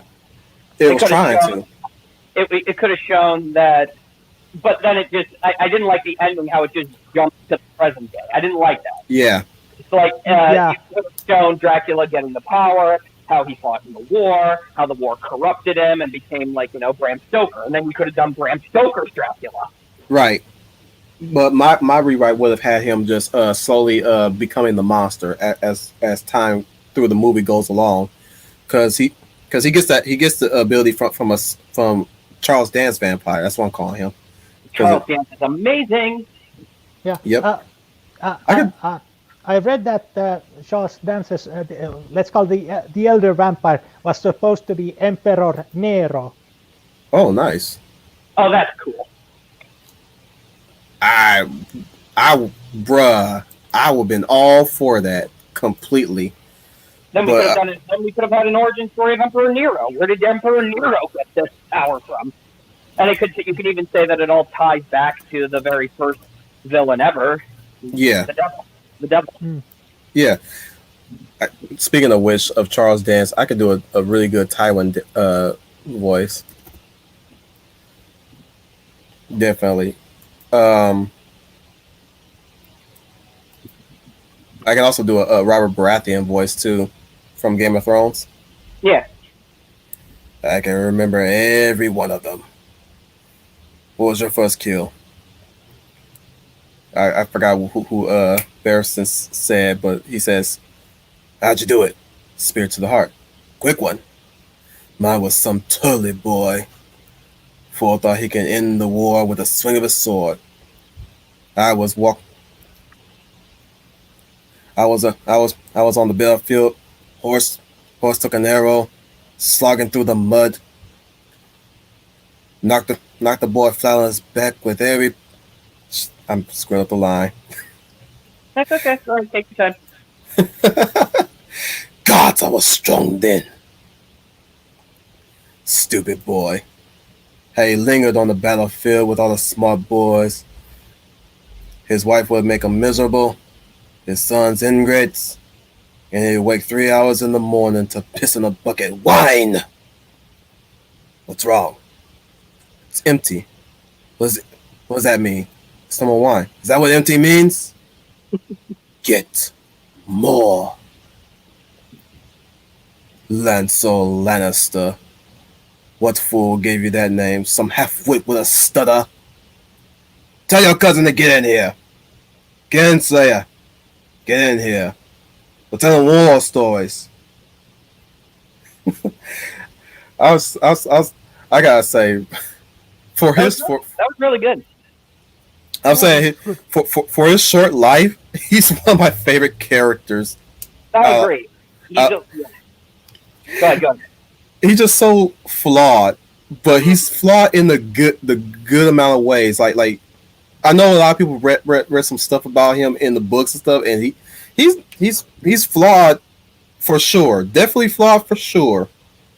But like, it's just his flawedness is just what draws me in. It's like now I'm want to know more, but he's gone now, and the only thing we have to go off of is the Robert's Rebellion, which is one of his heydays.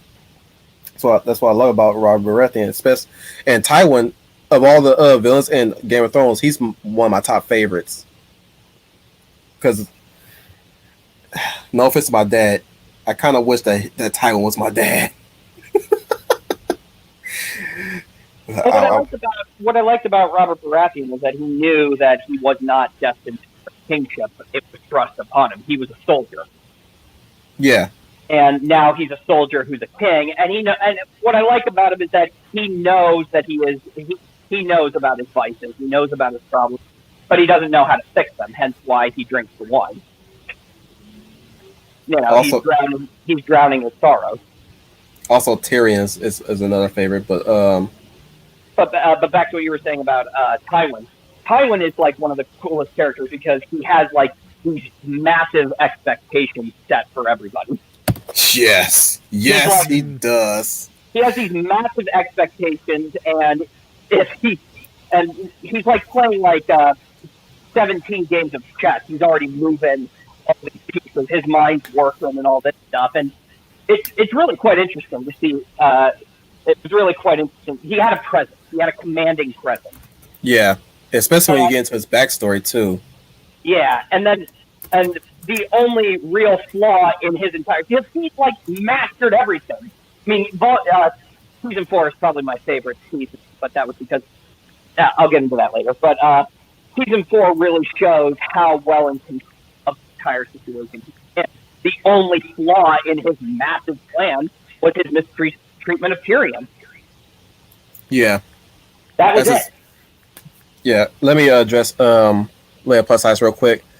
I enjoyed Luke Evans in that role, and I did like the scene where he kills all the Turks in one night. Yeah, that that was like a new thing for me when it comes to action scenes. I never saw where you actually see the perspective of one of the enemies, and the last thing he sees before he falls to the ground is just seeing all of his fellow men just get just slaughtered and thrown into the air, and he's still spinning around before he hits the ground. You just see that all in his perspective, and I'm pretty sure it probably made a lot of people who had motion sickness nauseous. But I'm like, dude, that was awesome. Oh yeah, the Dracula Untold is the biggest problem is that it it it doesn't reach its full potential. Yeah, But it held back too much.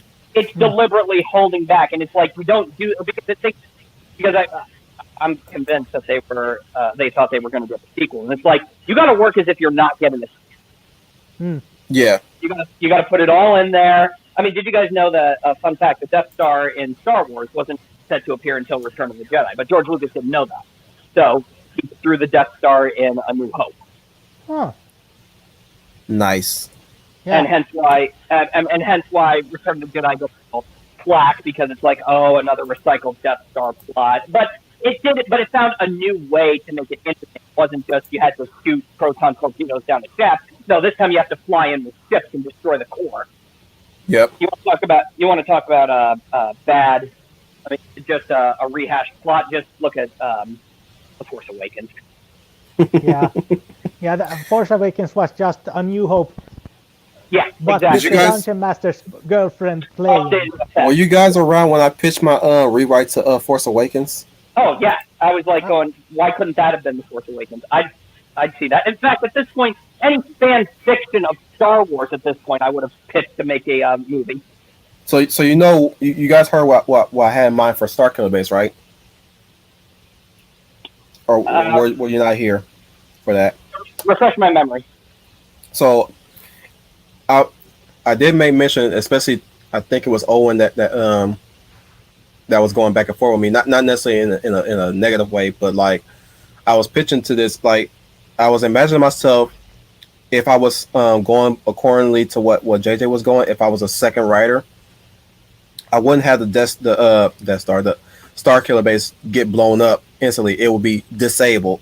Like it was like the one super weapon that they didn't destroy instantly. They just disabled it, and that was like the main drive. That was the main plot of the next two movies, was to completely destroy Starkiller Base.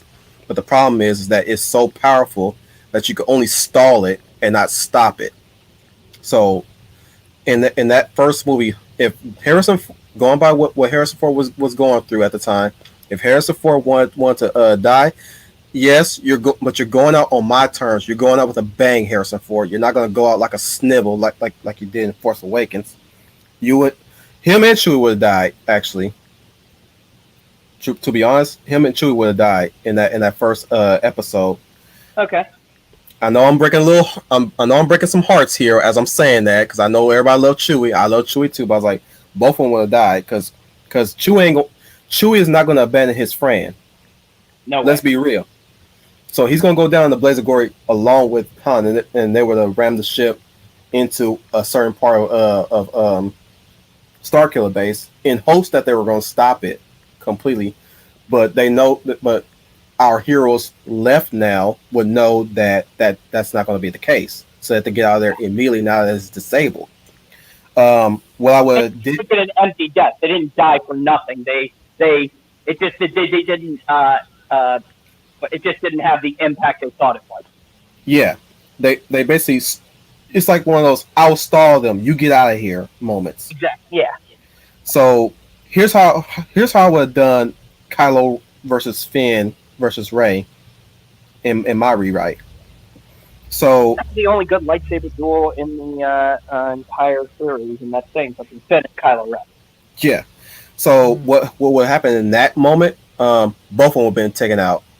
Both him and Rey Mm-hmm. would have been taken out, or at least Rey in that instance would reveal that she was a Jedi Master, and the whole like that whole point is to get Finn out of there so that she can train him, because she selected him to be her Padawan. Yeah. And she was going to contact, like she's still trying to contact Luke through the Force, but we kind of see that subtly.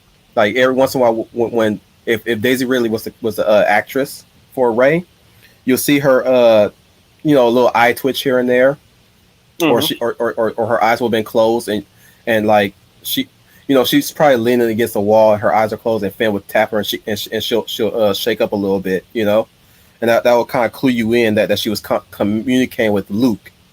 And so she fights Kylo Ren after Finn like gets kind of wounded in a way. Okay. Um, she she fights Kylo Ren and knocks her. He managed to disarm her. The saber falls down. He's about to take the saber from her, but then it snatches away from both of them. And Luke is the one that grabs the lightsaber, but he has a hood down. Not only that, there's more. Not only that, he's surrounded by other Jedi. There's like four of them standing behind him, and you hear his voice, Ray, get the boy, get out of here now. And that's where she picks up Finn, and Finn also snaps out of it, and he looks at Luke, and he's like, he's looking at him with awe, and she gets behind all the Jedi, and they're getting them onto another ship, and that's where you get to see Luke fighting Kylo Ren, and you see that horror in Ren's face, and he does something to he basically pulls a Count Dooku and gets out of there because he knows he's not going to take on Luke by himself like that. He's going to need the Knights of Ren to fight Luke, and that's how we're going to kind of like get towards the end of Force Awakens. That's how I would have written that part. Do you hear that? You hear that? That is the sound of 1,000 Star Wars fans screaming, "Why couldn't this have been in the Force Awakens?" Applause, applause. Woo! Woo! Yeah, Luke, it's Luke. Precisely. And that would have been great. He just goes get the boy. And see, why couldn't we have gotten that? Wait, let me hear Johnny's thoughts on that. What do you think, Johnny, of my pitch? Yeah, that was a much better idea than what we actually got. And although I do like the expanded universe, that would have been like a good alternative. Mm-hmm. But unfortunately, I probably would not have came up with that until I probably was in there and read the script, and probably would not have noticed how bad it was. But I'm pretty sure I would have probably altered it in some way. Pray I would never alter it any further.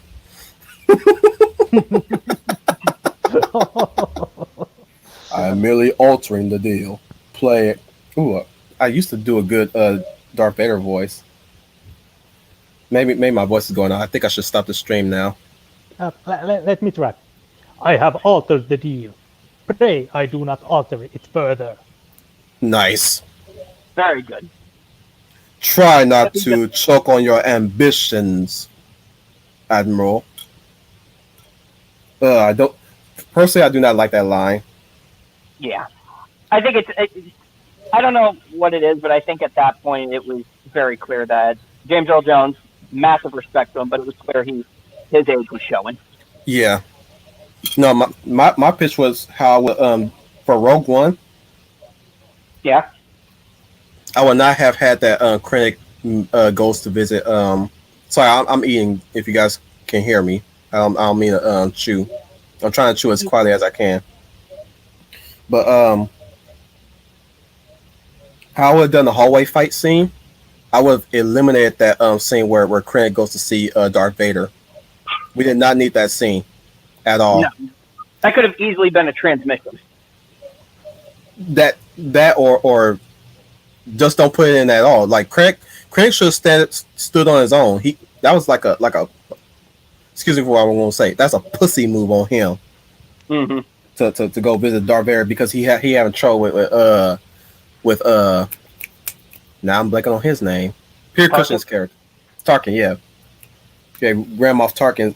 He's all getting all hissy fitty about it. Like, I mean, yeah, he's going with the chain of command and all that stuff. But dude, stand on your own 2 feet. Stand on your own 2 feet. Have expected Grand Moff Tarkin to say, "What? You went over my helmet?" Yeah. So I'm like, erase, like get rid of that foreshadow, or at least mission that Darth Vader is gonna get in on this one, and that's how you set up the hallway fight, the hallway Exactly. scene. I mean, Grand Moff. I mean, I know the perfect moment you could have put that in too. When Grand Moff Tarkin realizes the original plans for the Death Star are on the planet, and that's when he immediately, says, "Call in the asset" or something like that. Well, Yeah, not the asset, but call in the code name or something. yeah, or like when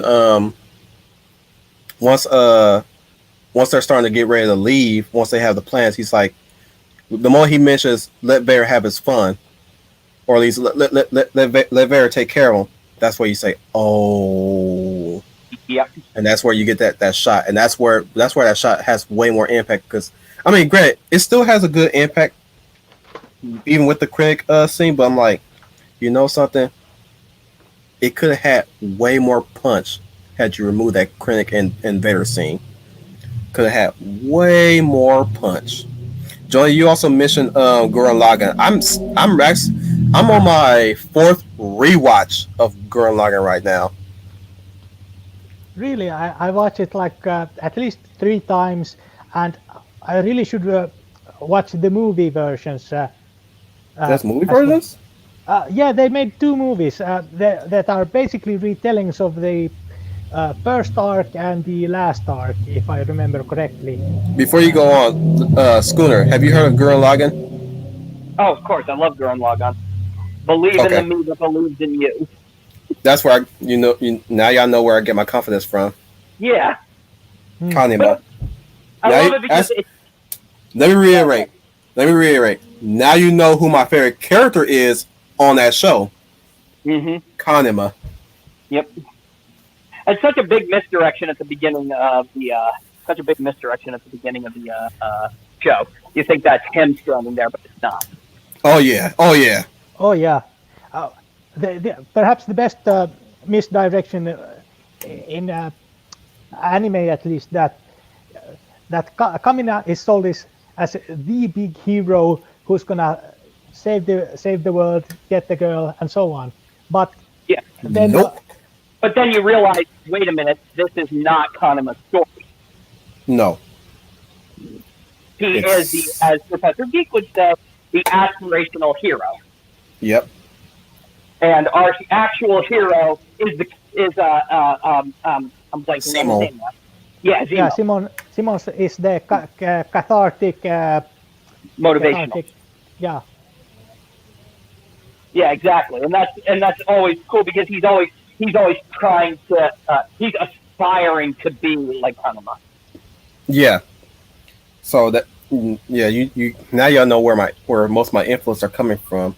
Definitely Gurren Lagann, of course Superman, Captain America, a lot of leadership type characters that stand on their own and stand proud, as the song says in JoJo, stand proud.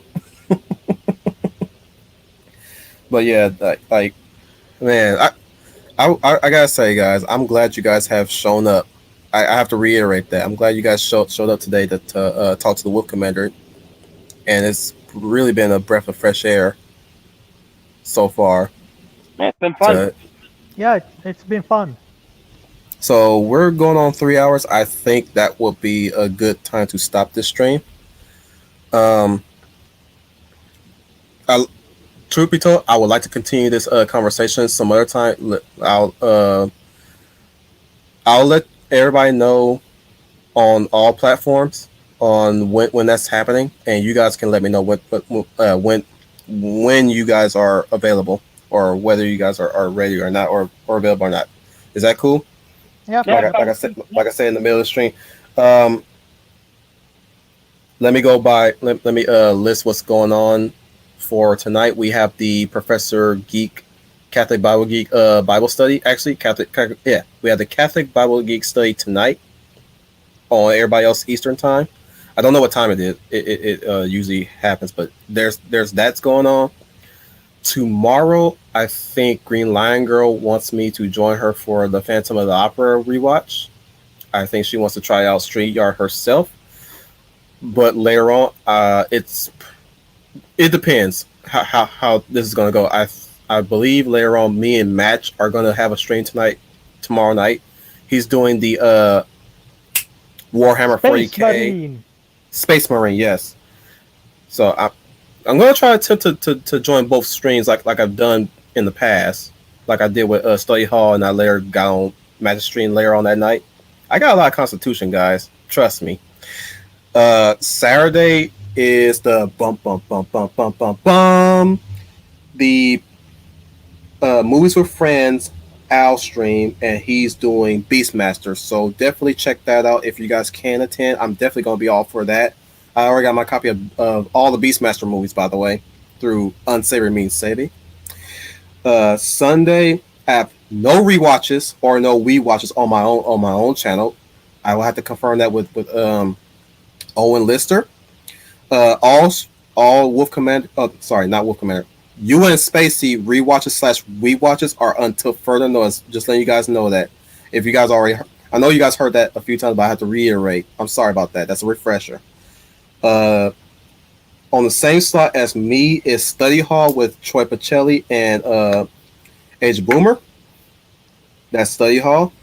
I think Matchstick does have a We Watch on Sunday, and I'm definitely off for that. But until further notice, I'll let you guys know, or he'll let you guys know definitely, because he's making a comeback too. He's been on hiatus as well. Monday, sorry about that, guys. I have to say it like that. Monday will be Monday Night Muse Sound Engraver's stream, which is oh hey there, Sound Engraver. Monday Night Muse.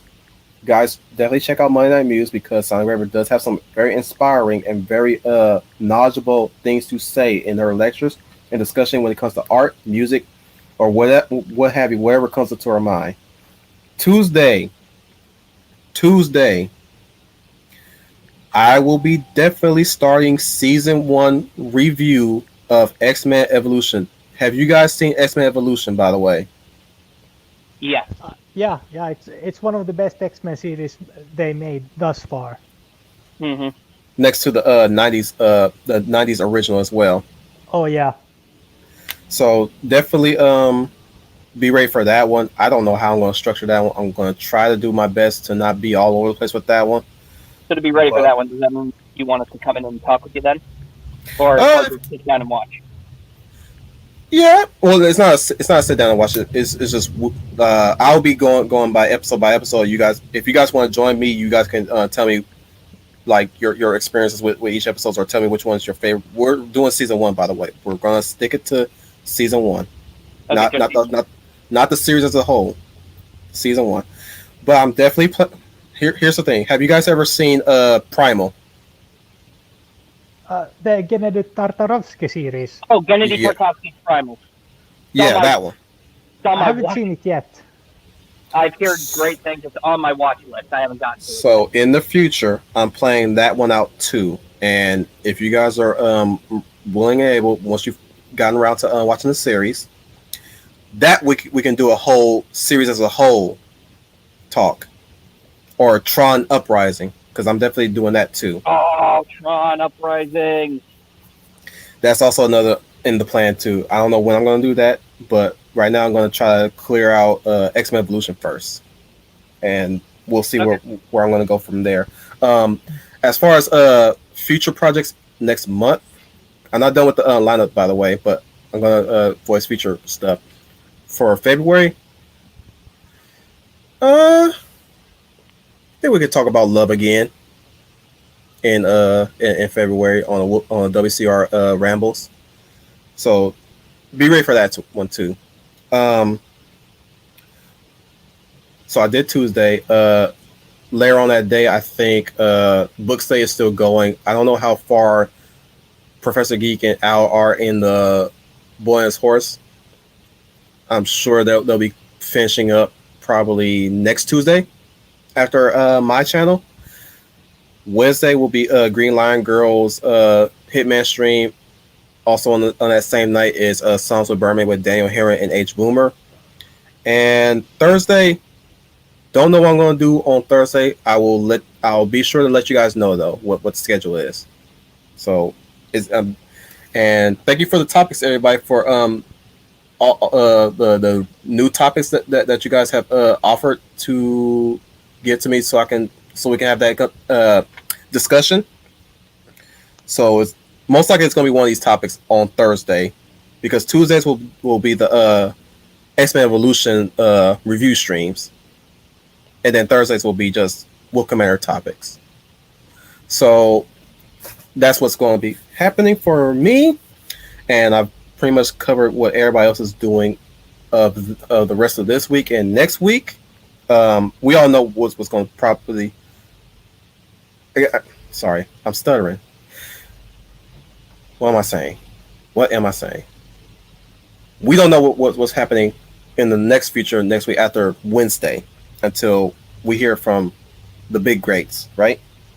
Oh, and also check out Ma Pacelli's new video. She just popped in a new video, by the way, about washing face and stuff. Even if you're a guy, just check it out. It's fascinating, because I checked out her makeup video, and it was fascinating to watch. Life hacks. I call them life hacks. Life hacks. There we go. So yeah, check out that. And I also dropped a new video too for my channel. My 5 movie pet peeves. So check that out too. I'm also that's another thing I'm doing for this channel. I'm trying to drop a few videos here and there, just like Sound Engraver suggested. So we're going to get a mixture of certain stuff, the rambles, the videos, and hopefully when Ivan or Owen is able, or any of you guys who's willing to join me on Sunday for a rewatch or a we watch, we can do that too. So, and you guys, you're game for the weekend? Any of you guys are game for the weekend too? I do not know if I'll be available on the weekend, because it's kind of funny, because Sundays I actually have rewatches with us. Okay. But I chose Sunday because that's available for Owen, because he's a working man too, and I don't got no work, so I'm just available any day. So I just chose Tuesdays and Thursdays and Sundays for him to accommodate him. But keep me posted, you guys. You guys keep me posted, and I'll keep you guys posted. That goes for everybody in the chat as well. Keep me posted if you guys want to jump in on a Wolf Commander rambles, and we can just talk all day. So there, I guess that'll be it then. So I'd like to thank everybody for showing up. I'm actually very like I said, I think this is my best stream to date as of right now. This is the best stream I've done of this channel. So I appreciate everyone for joining me. I know I didn't read everybody else's comments like I usually do WCR, but hopefully next time I'll try to do that while talking to you guys on mic and everything. But I thank everybody for offering me their ideas for topics, and thank you for the questions. And this has been Wolf Commander. You guys want to sign us out now? Let's start with Schooner. I don't know what does a fish make. Whoop, whoop, whoop, whoop. Maybe. Well, awkward. Okay, moving on. Joni, go ahead, sign us out. From the blasted lunar hellscape that is Finland, signing out. All right, thank you for joining us for Wolf Commander Rambles. This has been your Wolf Commander Wolf 10. I am your werewolf once again. This is the UN Space Sea Wolf Fleet now here on stage here. The beginning of the Wolf Commander and his UN Space Sea Wolf Fleet in the rise of this channel. Thank you, everybody. Ow!